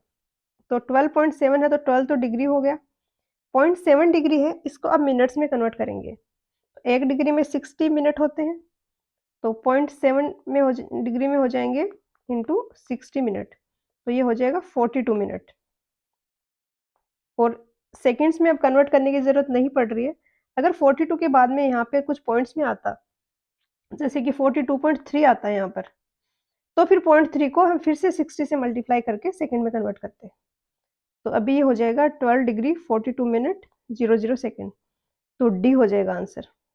क्वेश्चन 156 में दिया हुआ है कि मशल कर्व होते हैं वो क्या रिप्रेजेंट करते हैं। तो ये हार्डलिंग मशीन्स के रिगार्डिंग क्वेश्चन है, और ये कर्व होते हैं जो कि कांस्टेंट एफिशिएंसी के लिए प्लॉट किए जाते हैं, तो सी हो जाएगा आंसर। क्वेश्चन 157 में दिया है कि लिस्ट एक्सपेंसिव और most suitable excreta disposal unit होगा रूरल एरिया के लिए, वो क्या होगा। तो इसका आंसर की में आंसर सेप्टिक टैंक दिया हुआ है, बट आई थिंक इसका ज़्यादा सूटेबल आंसर पिट प्रीवी होगा, क्योंकि लिस्ट एक्सपेंसिव यहाँ पर पूछा है। और पिट प्रीवी में क्या होता है, एक गड्ढा खोदते हैं, उसके ऊपर टॉयलेट सीट रख दी जाती है। तो अगर कॉस्टली की बात करें तो ये सबसे सस्ता पड़ेगा। और आरएस खुर में भी सिमिलर क्वेश्चन दिया है, वहाँ पर भी उन्होंने पिट प्रीवी ही इसका आंसर दिया है। आई थिंक इसका भी आंसर की में शायद मॉडिफाई हो आंसर। क्वेश्चन 158 में दिया है कि वो ट्रीटमेंट यूनिट जो कि प्यूरिफिकेशन पे वर्क करती है वो कौन सी है। तो एक तो आपको यहाँ पर पता होना चाहिए कि प्यूट्रिफिकेशन क्या है। बेसिकली कोई भी ऑर्गेनिक मैटर का बायोलॉजिकल डिकम्पोज़िशन हो रहा है और वो अनएरोबिक है, तो उसको प्यूट्रिफिकेशन बोलते हैं। तो अब आपको थोड़ा भी इनका आइडिया होगा जो टर्म्स दी हुई हैं, तो ऑक्सीडेशन पॉन्ड है, इसके टॉप पर जो कंडीशंस होती हैं वो एरोबिक होती हैं डिकम्पोज़िशन की। ट्रिकलिंग फ़िल्टर भी एक एरेशन यूनिट है। कॉन्टैक्ट बेड्स में भी जो डिकम्पोज़िशन होता है, वो एरोबिकली होता है। तो यहाँ पर फिर स्लज डाइजेशन टैंक है, जो कि एनारोबिक का एग्ज़ाम्पल है। क्वेश्चन 159 में दिया है कि एक सिलेंडर है, उसमें एक लिक्विड फिल किया हुआ है, उस लिक्विड का हमें bulk modulus of elasticity find करना है। सिलेंडर का इनिशियली वॉल्यूम था 0.0125 मीटर क्यूब, जब प्रेशर था 80 न्यूटन पर सेंटीमीटर स्क्वायर। फिर हमने प्रेशर इंक्रीज करके 150 किया, तो अब सिलेंडर का वॉल्यूम है वो 0.0124 है। तो सिंपल फॉर्मूला अप्लाई करना है, के इज इक्वल टू होता है delta P delta V upon V. तो बस वैल्यूज रखनी है। डेल्टा पी हो जाएगा 50 माइनस 80 तो 70 डिवाइडेड बाई 0.001 डिवाइडेड बाई 0.0125। इसको सॉल्व करेंगे तो ये प्रेशर आएगा पास्कल में, ये आएगा 8750 इंटू 10⁻⁴। तो मेगा पास्कल में कन्वर्ट करेंगे तो 10⁻�6 से डिवाइड कर देंगे, तो ये आ जाएगा 87.5 बी। क्वेश्चन 160 में दिया है कि एक 1% ऑफ सीवेज सैंपल है। इट मीन्स एक हमने सैंपल प्रिपेयर किया है जिसमें 1% सीवेज है और 99% वाटर है।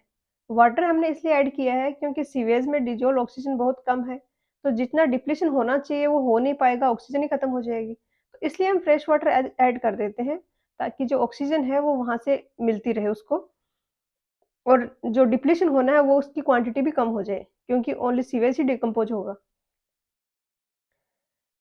तो 20 डिग्री सेंटीग्रेड तक उसको इंक्यूबेट करते हैं, तो डिप्लीशन होगा ऑक्सीजन में वो 7 ppm होगा। तो बीओडी क्या होगा उस सीवेज का। इस टाइप के क्वेश्चंस में फॉर्मूला याद रखने के बजाय डायरेक्टली कॉमन सेंस से सोल्व करो तो ज़्यादा इजी रहता है। फॉर एग्जांपल हमने 100 ml सैंपल लिया है, इसमें 1 ml सीवेज है, 99 ml है वो वाटर है। अब 1 ml सीवेज लिया है तो ही 7 ppm डिप्लीशन हो गया। 7 ppm डिप्लीशन मतलब इनिशियली 10 ppm अगर डिजोल्व ऑक्सीजन था तो डिप्लीट होके 3 ppm ही बचा है। तो अगर 1 ml सीवेज है उसी से 7 ppm डिप्लीशन हो रहा है, तो अगर पूरा सीवेज होता तो 100 ml सीवेज होता, तो कितना डिप्लीशन होता? तो इसका 100 टाइम्स होता, तो 700 ppm हो जाएगा बी। क्वेश्चन 161 में दिया है कि नीचे दिए गए एयर पोल्यूटेंट्स में से कौन सी स्टील यूनिट है वो जनरेट करती है। तो स्टील यूनिट होती है उसमें SO2, NOx, CO, CO2, particulate matter, ये सारे के सारे स्टील यूनिट जनरेट करती है। बट ऑप्शंस थोड़े कंफ्यूजिंग बना दिए हैं।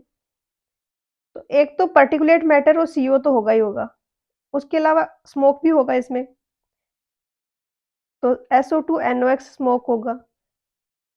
और SO2 और एसिड मिस्ट है, ये भी स्टील यूनिट के कारण ही बनता है, बट ये जनरेट नहीं करती है, ये सेकेंडरी पोल्यूटेंट है। तो बेटर तो ये होता है कि यहाँ पे all of the above option होता तो वो मोस्ट सुटेबल होता। अभी देखें तो ए और सी दोनों ही करेक्ट होने चाहिए। क्वेश्चन 162 में दिया है कि एक रिजर्वोयर है, उसकी कैपेसिटी इनफ्लो रेशियो है, वो टाइम के साथ कैसे चेंज होगा। तो कैपेसिटी इनफ्लो रेशियो होता है कैपेसिटी ऑफ रिजर्वोयर और जो इनफ्लो हो रहा है उसका।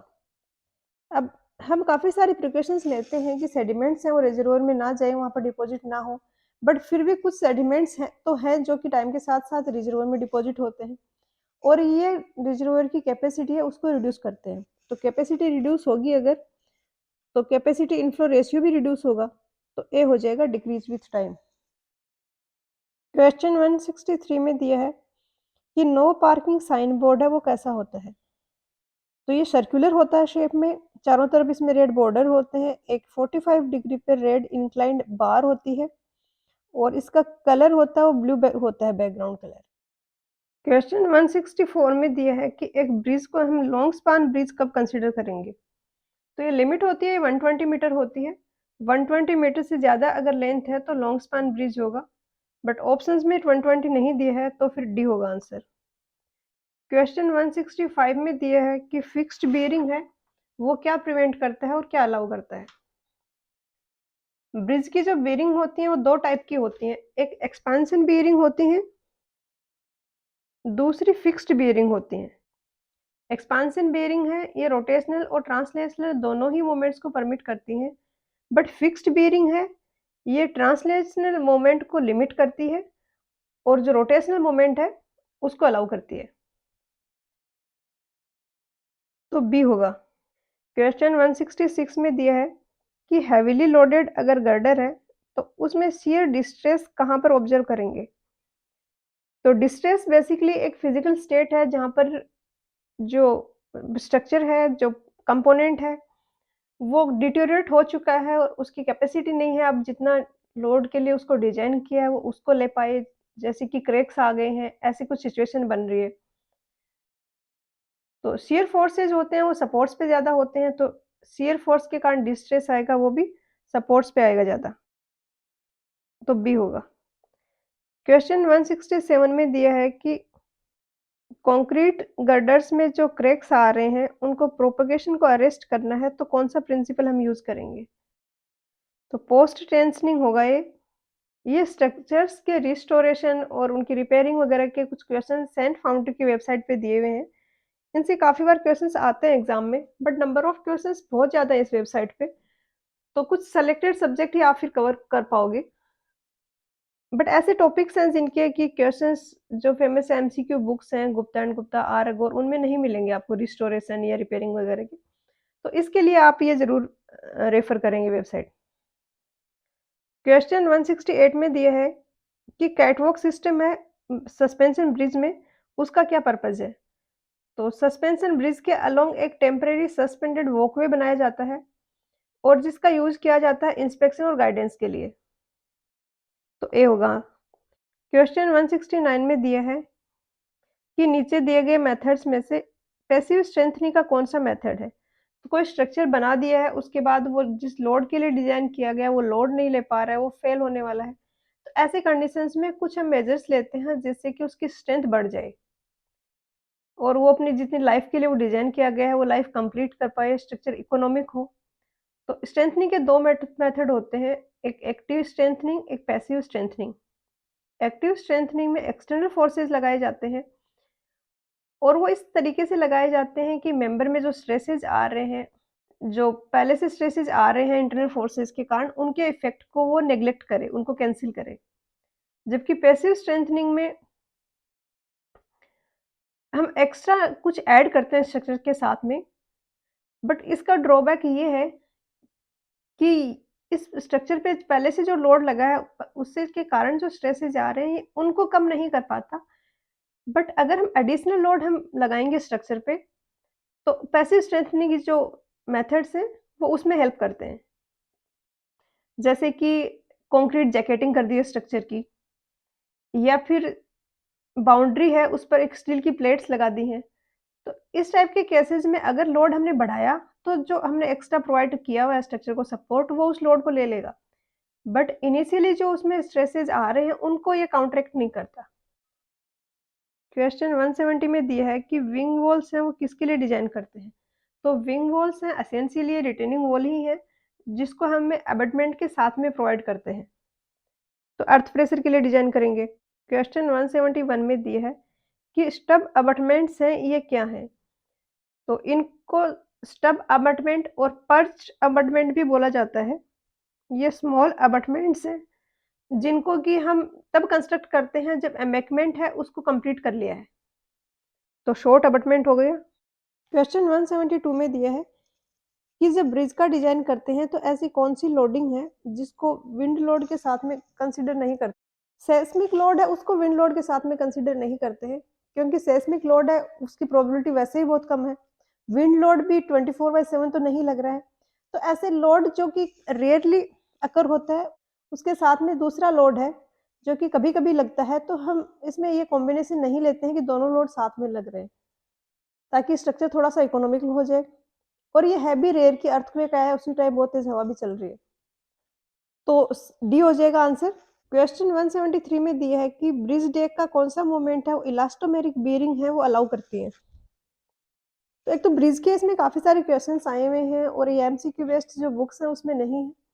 तो इस टाइप के टॉपिक्स अगर आप जिस एग्ज़ाम में अपीयर हो रहे हो उसमें पूछे जा रहे हैं, तो किसी भी सोर्सेज़ से आप इसके बेसिक से एमसीक्यूज़ और थ्योरी है वो एक बार ज़रूर कवर कर लें। बहुत सिंपल से क्वेश्चन से पूछे हुए हैं बट किसी ने ब्रिज इंजीनियरिंग पढ़ाई नहीं है तो बहुत ज़्यादा गैप आ जाता है फिर आप में और दूसरे स्टूडेंट्स में। इलास्टोमेरिक बेयरिंग होती हैं, इसको सुपर स्ट्रक्चर और सब स्ट्रक्चर्स के बीच में इंस्टॉल करते हैं और ये इलास्टोमर्स होते हैं, कोई ऐसे मटेरियल होते हैं जो सिंथेटिक और नेचुरल रबड़ के होते हैं और ये ट्रांसलेशनल मूवमेंट को भी अलाउ करते हैं और रोटेशनल मूवमेंट को भी अलाउ करते हैं। तो डी हो जाएगा। क्वेश्चन 174 में दिया कि PERT टेक्निक है, उसका नेटवर्क एनालिसिस में मेनली कहाँ पर यूज़ होता है? तो PERT है, ये प्रोबेबिलिस्टिक अप्रोच है और इवेंट बेस्ड टेक्निक है ये। तो जहाँ पर हमें एक्टिविटीज़ का पहले पता नहीं है, बहुत बड़ा रिसर्च कर रहे हैं, फर्स्ट टाइम कर रहे हैं, हमें नहीं पता फिर क्या-क्या एक्टिविटी यहाँ पे होनी है। बट हमें इवेंट्स का पता होता है कि टारगेट्स हैं कि ये अचीव करना है, ये फाइनल स्टेज होगा। तो इसलिए जो रिसर्च प्रोबेबिलिस्टिक अप्रोच जहाँ पर चाहिए होती है, वहाँ पर PERT टेक्निक को यूज़ करते हैं। तो सी हो जाएगा आंसर। 175 में दिया है कि बीटा डिस्ट्रीब्यूशन कर्व है, उसको कौन-सा टाइम है जो कि 2 इक्वल पार्ट्स में डिवाइड करता है? तो एक ग्राफ होता है बीटा डिस्ट्रीब्यूशन कर्व जिसमें यहाँ पर एक्स एक्सिस पर एक्टिविटी ड्यूरेशन लेते हैं और वाई एक्सिस पर प्रोबेबिलिटी ऑफ अकरेंस लेते हैं। अब यहाँ पर जिसकी प्रोबेबिलिटी सबसे ज़्यादा है वो टाइम ड्यूरेशन होता है, ये है मोस्ट लाइकली टाइम। उसके बाद जो सबसे कम वाला टाइम है, सब उसमें हम कह सकते हैं कि सबसे कम टाइम में एक्टिविटी अकर हो रही है तो वो तो ऑप्टिमिस्टिक है, तो ये ऑप्टिमिस्टिक हो गया। सबसे मैक्सिमम जो टाइम ले रहा है, वो वाला टाइम ड्यूरेशन हो गया पेसिमिस्टिक कि वर्स्ट से वर्स्ट कंडीशन में इस टाइम ड्यूरेशन में तो हो ही जाएगी एक्टिविटी अकर। इन तीनों के अलावा एक होता है एक्सपेक्टेड टाइम, जो कि यहाँ पर लोकेटेड होगा अगर ऐसा ग्राफ है तो।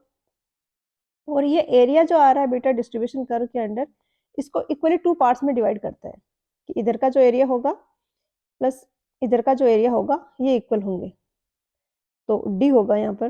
क्वेश्चन 176 है, इसमें ऑप्शंस में एक मिस्टेक है और सेम ऐसा ही क्वेश्चन डिफरेंट डेटा के साथ में भी आगे दिया हुआ है।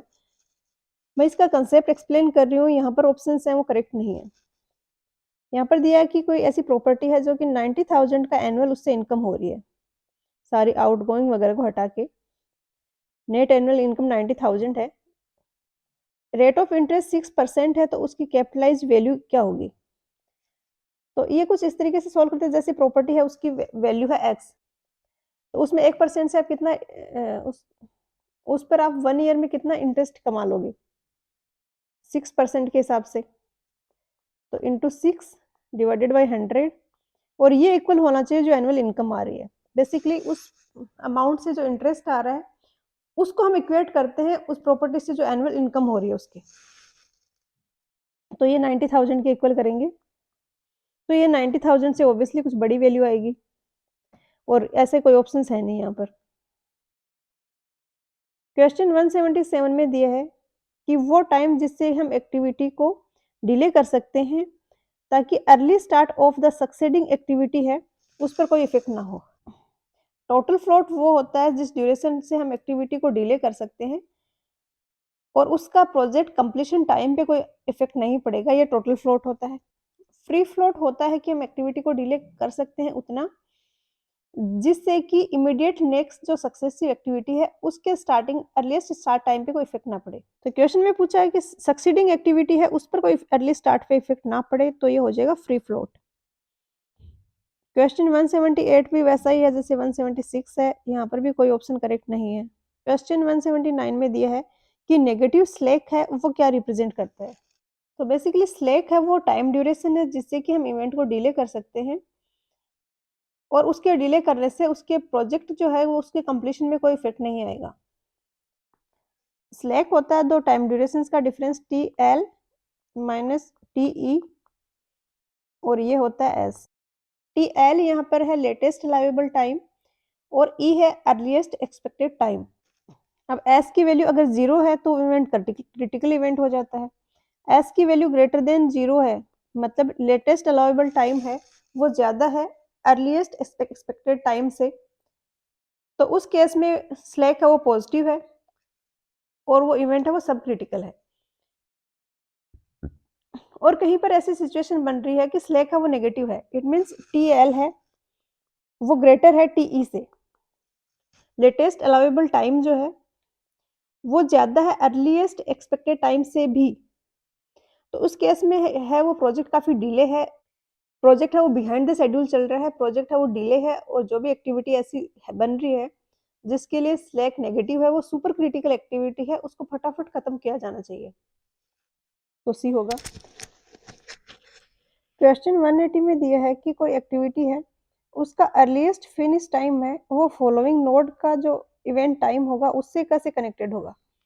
तो यहाँ पर एक एक्टिविटी है आई जे, इसकी टाइम ड्यूरेशन है टी आई जे, आई है इसका, ये जो एक्टिविटी आई जे है इसका अर्ली स्टार्ट टाइम है उसको ई एस टी लिख रहे हैं, लेट स्टार्ट टाइम को एल एस टी लिखा है, इसी तरीके से उसका फिनिश टाइम है वो भी 2 होंगे, early finish time late finish time.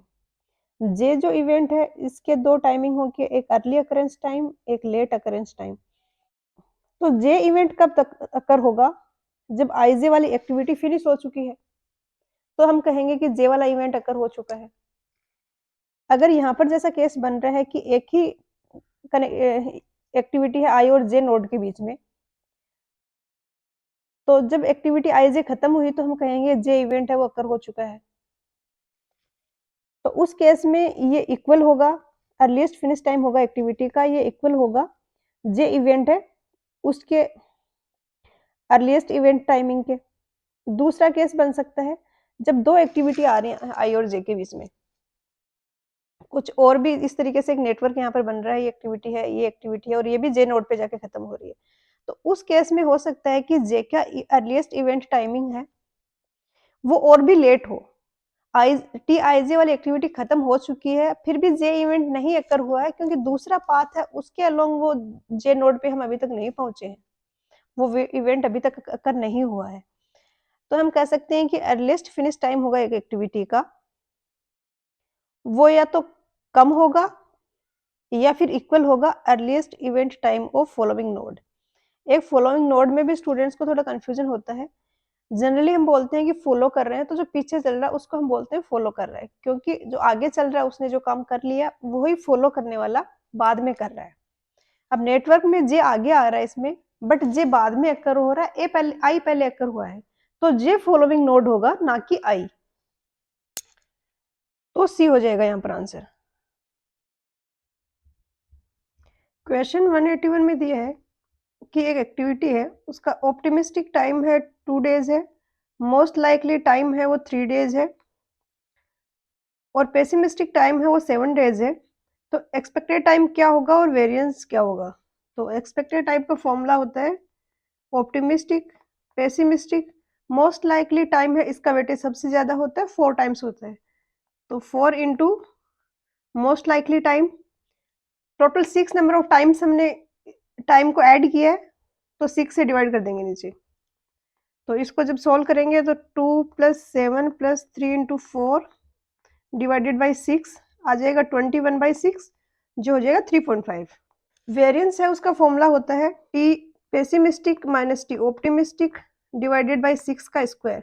तो पेसिमिस्टिक टाइम है 7 डेज, तो 7 minus optimistic time 2 divided by 6 का स्क्वायर, तो ये 25 डिवाइडेड बाई 36, तो ये हो जाएगा ऑप्शन बी। क्वेश्चन 182 में दिया है कि कोई टेंडर सबमिट करते हैं तो कॉन्ट्रैक्टर को एक अमाउंट डिपॉजिट करनी होती है एज ए सिक्योरिटी अमाउंट, तो ये इस अमाउंट को क्या बोलते हैं, तो इसको अर्नेस्ट अमाउंट बोलते हैं और ये 2% होता है एस्टिमेटेड कॉस्ट का। ये इसलिए है कि टेंडर फाइनलाइज करने के बाद कॉन्ट्रैक्टर है वो मना ना करे, वो छोड़ ना दे उस प्रोजेक्ट को। सिक्योरिटी डिपॉजिट है ये टोटल एस्टिमेटेड कॉस्ट का 10% होता है, इस 10% में 2% तो अर्नेस्ट अमाउंट जो कॉन्ट्रैक्ट ने पहले दे दी है वो है, 8% है वो उसको डिपॉजिट करना होता है सिक्योरिटी के लिए। क्वेश्चन 183 में एक डायग्राम दिया है और इन एक्टिविटीज़ का ड्यूरेशन दिया हुआ है। पूछा है minimum time required for completion of project. तो एक तो ये जो ड्यूरेशन दिया है इसको हम डायग्राम में लिख लेते हैं, इससे ईज़ी रहता है। तो ये नॉर्मल इसका 3 टाइम नॉर्मल टाइम है वो 3 डेज़ है और क्रेस्ट टाइम है वो 2 है। तो क्रेस्ट को ब्रैकेट में लिख देंगे, ये 4 है इसका, ये 2 है, ये 7 है और ये 5 है और ये 5 है और ये क्रेस्ट टाइम है, ये 4 डेज़ है। तो एक बात तो हो जाएगा 1, 2, 3, 4। नॉर्मल जो ड्यूरेशन लेके अगर हम कंसीडर करते हैं तो हो जाएगा 4 + 3 7 + 7 14 डेज़। इस पाथ के अलोंग आ गया 14 डेज़। दूसरा पाथ आ रहा है 1 to 4, इसके अलोंग करेंगे तो 3 + 5 8 डेज़ आया। अब इसके अकॉर्डिंग तो मिनिमम 14 डेज़ आ रहा है नॉर्मल टाइम के लिए। अब हम क्रैश करेंगे जो ज़्यादा ड्यूरेशन आ रहा है उसके अलोंग, तो इसके अलोंग हम क्रैश करेंगे तो हो जाएगा 2 क्रैश किया हुआ टाइमिंग +2, 2 से 3 वाली एक्टिविटी का टाइम क्रैश टाइम और 3 से 4 वाली एक्टिविटी का क्रैश टाइम 5, तो ये आ रहा है 9 डेज़ और 1 to 4 से आ रहा था 8 डेज़, तो मिनिमम ड्यूरेशन हो गया वो 9 डेज़ हो गया। एक और यहाँ पर इम्पोर्टेंट पॉइंट है ध्यान रखने का, इन केस अगर ये 12 डेज़ आ रहा होता, तो हम इसको फिर मिनिमम पे क्रैशिंग नहीं करते। क्रैशिंग तभी करते हैं जब मिनिमम टाइम रिक्वायर्ड है, उसको हम कम कर सकें। अगर दूसरे पाथ के अलोंग वो ज़्यादा आ रहा है, तो फिर क्रैशिंग का कोई फ़ायदा नहीं है। क्वेश्चन 184 में एक फोर्स वेक्टर दिया है, मोमेंट वेक्टर हमें फाइंड करना है और एक वेक्टर दिया है AB वेक्टर। तो मोमेंट होता है this distance multiply by force.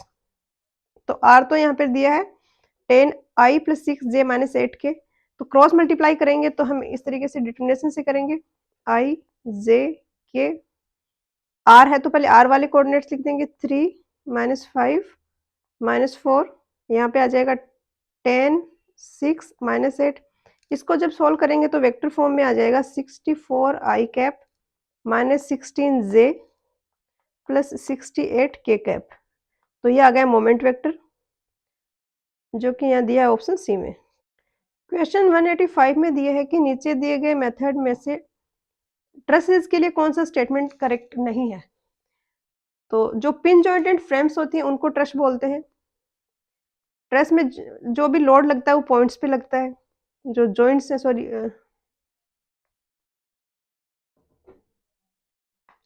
Question 185 में दिया है कि ट्रसेस के रिगार्डिंग कौन सा स्टेटमेंट करेक्ट नहीं है।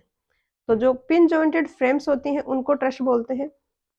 ट्रस में जो मेंबर है उनमें ओनली एक्सियल फोर्सेज आते हैं, वहाँ पर कोई मोमेंट नहीं आता है, क्योंकि जो भी जॉइंट्स है वो पिन जॉइंटेड है और वहाँ पर मोमेंट नहीं एक्ट कर रहा होगा।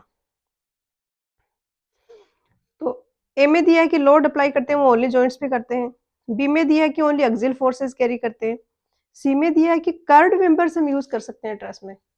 तो ट्रस में जो फोर्सेज होते हैं वो ओनली एक्सियल फोर्सेज होते हैं और उसमें कोई भी कर्व्ड मेंबर नहीं हम यूज करते हैं। और अगर वैसे भी देखा जाए तो अगर कर्व्ड मेंबर यूज कर रहे हैं तो एक्सियल फोर्स के अलोंग फिर फोर्स इसमें लगाना पॉसिबल ही नहीं है एक्सियल डायरेक्शन में, क्योंकि यहाँ पे तो इस पॉइंट पे देखें तो एक्सियल डायरेक्शन ये है, इस पॉइंट पे देखें तो ये है, तो ट्रस में कर्व्ड मेंबर नहीं होगा, तो सी इनकरेक्ट हो गया। क्वेश्चन 186 में दिया है कि नीचे दिए गए स्टेटमेंट्स में से कौन सा ट्रू है। तो पॉइंट ऑफ कॉन्ट्राफ्लेक्शन की यहाँ पर बात हो रही है। कोई जैसे इस तरीके से बीएमडी बन रहा है, फॉर एग्जांपल ये बीएमडी है, तो इस वाले पॉइंट पे बेंडिंग मोमेंट है, ये साइन चेंज कर रहा है और इसकी वैल्यू है वो 0 है। ये पॉइंट होता है पॉइंट ऑफ कॉन्ट्राफ्लेक्चर। तो ए में दिया है कि point where bending moment changes, sign correct है। 2 में दिया है point of contraflexure is the point where bending moment makes local maximum minimum. तो मैक्सिमम मिनिमम वाले पॉइंट्स तो ये हैं, तो ये कॉन्ट्राफ्लेक्चर नहीं है, ये वाला पॉइंट कॉन्ट्राफ्लेक्चर है। तो सेकंड इनकरेक्ट हो गया, 3 करेक्ट है। 3 में दिया कि बेंडिंग मोमेंट वहां पर 0 होगा, तो बी हो गया आंसर। क्वेश्चन 187 में दिया है कि एक ब्लॉक है 500 केजी का, वो रेस्ट करा है एक इंक्लाइन प्लेन पर और सरफेसेस के बीच में जो फ्रिक्शन है वो 0.3 है। तो कितना एंगल होगा जब वो मास है वो स्लाइड करने लग जाएगा। पहले ये स्टेबल है, अब क्या करें, हम स्लोप को जैसे धीरे धीरे इंक्रीज कर रहे हैं तो एक पॉइंट ऐसे आएगा कि ये रेस्ट पे नहीं रह पाएगा और ये स्लाइड करने लग जाएगा। वो एंगल पूछा है। तो ये एंगल है, ये थीटा है उस पॉइंट पर, और उस पॉइंट पे क्या हो रहा है कि इस डायरेक्शन में तो इसके ग्रेविटेशनल फोर्स का एक कंपोनेंट आ रहा है, इस डायरेक्शन में फ्रिक्शन फोर्स लग रहा है। तो थीटा की वैल्यू उस पॉइंट पर पहुंच रही है जहां पर ये दोनों फोर्सेस इक्वल हो रहे हैं, और उसके बाद ये स्लाइड करने लग जाएगा। तो एक तो यहाँ पर कंफ्यूजन स्टूडेंट्स को इसमें एंगल लेने में होता है। यहाँ पर एक पॉइंट ध्यान रखना है कि ये एंगल थीटा होगा। इसको कैसे फाइंड आउट करेंगे? दो लाइंस के बीच का एंगल थीटा है, तो उनके परपेंडिकुलर्स होंगे, उनके बीच का एंगल भी थीटा होगा। तो इस लाइन के परपेंडिकुलर है ये वाली लाइन, इस वाली लाइन के परपेंडिकुलर है ये वाली लाइन, तो इनका बीच का एंगल हो गया थीटा। अब इधर लग रहा है डब्लू फोर्स, तो ये हो गया डब्लू कोस थीटा, इधर की तरफ आ गया डब्लू डब्लू साइन थीटा। अब इधर ग्रेविटेशनल फोर्स जो स्लाइड करवाना चाह रहा है वो तो है डब्लू साइन थीटा, इसको रेजिस्ट कर रहा है वो फोर्स होगा म्यू इंटू नॉर्मल, नॉर्मल वाला फोर्स है डब्लू कोस थीटा, तो mu into W cos theta हो गया। तो डब्लू डब्लू तो कैंसिल हो गया दोनों side, mu is equal to आ गया टेन थीटा।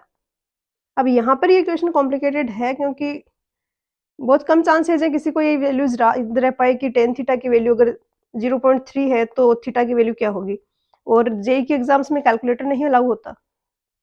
तो इसको अगर आप सोल्व करेंगे कैलकुलेटर से तो ये आंसर आएगा 16.69, तो राउंड ऑफ करके 70 हो जाएगा, सी हो जाएगा आंसर।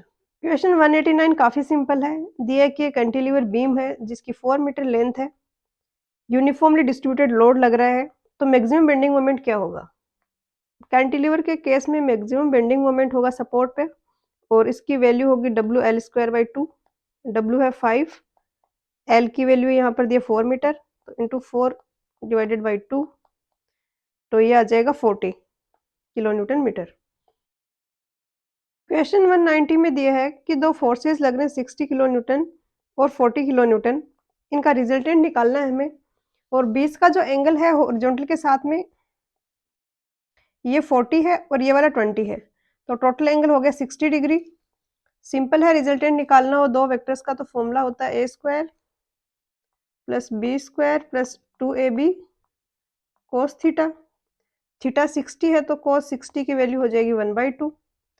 तो इसको वैल्यूज हम यहाँ पर रखेंगे, तो इसको सोल्व करेंगे तो ये आ जाएगा 7600 का स्क्वायर रूट।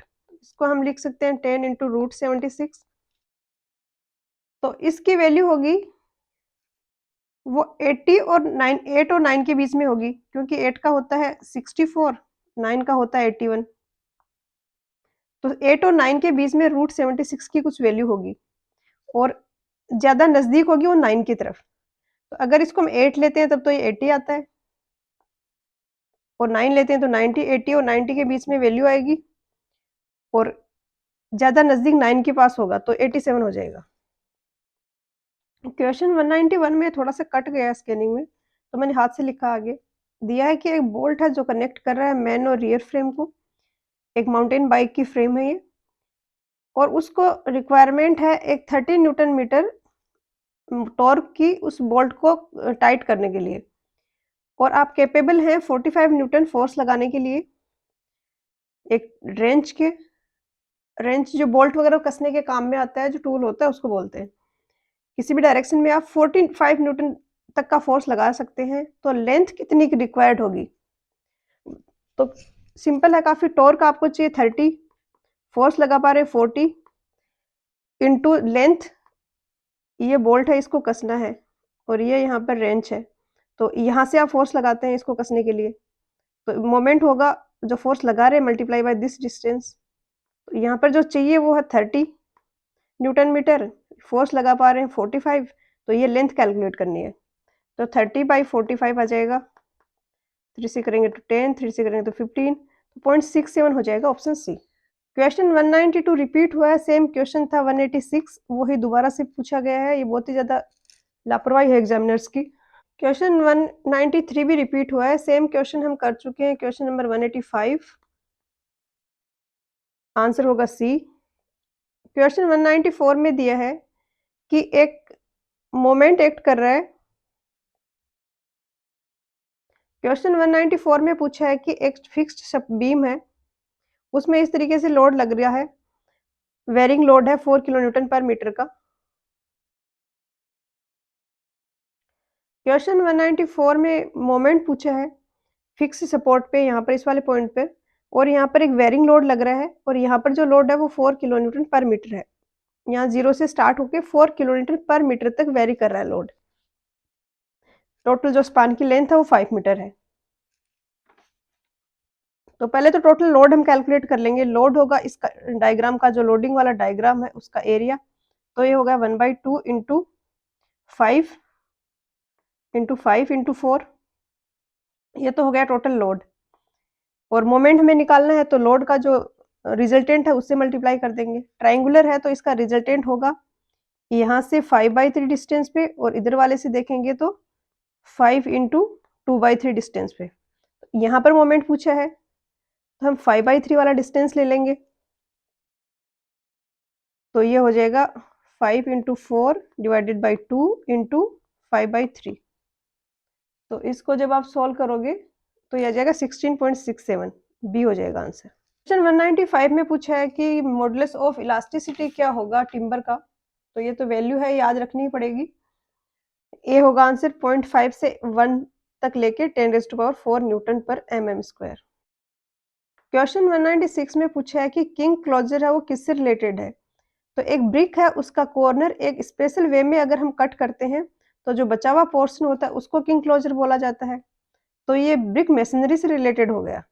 क्वेश्चन 197 में दिया है कि ब्रिक्स में अच्छी बॉन्डिंग हो, इसके लिए कौन सा स्टेटमेंट करेक्ट है, यहाँ पर क्या फॉलो होना चाहिए। तो अच्छी बॉन्डिंग और स्ट्रेंथ के लिए ब्रिक्स में जो वर्टिकल जॉइंट्स आ रहे हैं वो अल्टरनेट कोर्सेज के सेम प्लम लाइन में आने चाहिए। इसको अगर हम डायग्राम प्लॉट करें तो ये एक कोर्स है, ये इसके नेक्स्ट वाला और ये दो अल्टरनेट कोर्स हैं 1 2। इन दो अल्टरनेट कोर्सेज के जो जॉइंट्स हैं वो एक प्लम लाइन में आ रहे हैं। ये जॉइंट और ये जॉइंट एक प्लम लाइन में आ रहा है, ये वाला जॉइंट और ये वाला जॉइंट एक प्लम लाइन में आ रहा है,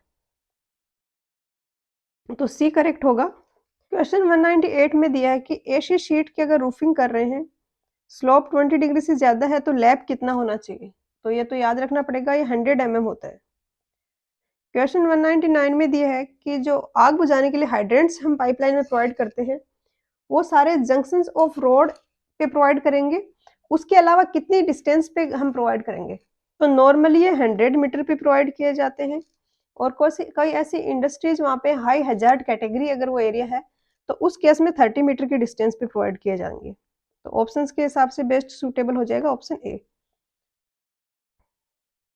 क्वेश्चन नंबर 200 में दिया है कि आयरन ओर है उसको कैल्सनिंग और स्मेल्टिंग करते हैं तो एक क्रूड और इम्प्योर फॉर्म ऑफ आयरन हमें मिलता है उसको हम क्या बोलते हैं, तो ये पिग आयरन होता है। कैल्सनिंग होता है एक प्रोसेस जहां पर हम ओर को हीट करते हैं हाई टेम्परेचर पे, अब्सेंस और लिमिटेड सप्लाई ऑफ एयर और ऑक्सीजन। और इसका अपोजिट होता है रोस्टिंग जहां पर हम उसको हीट करते हैं प्रेजेंस ऑफ और एक्सेस सप्लाई ऑफ ऑक्सीजन और एयर। तो पिग आयरन है तो डी हो जाएगा आंसर।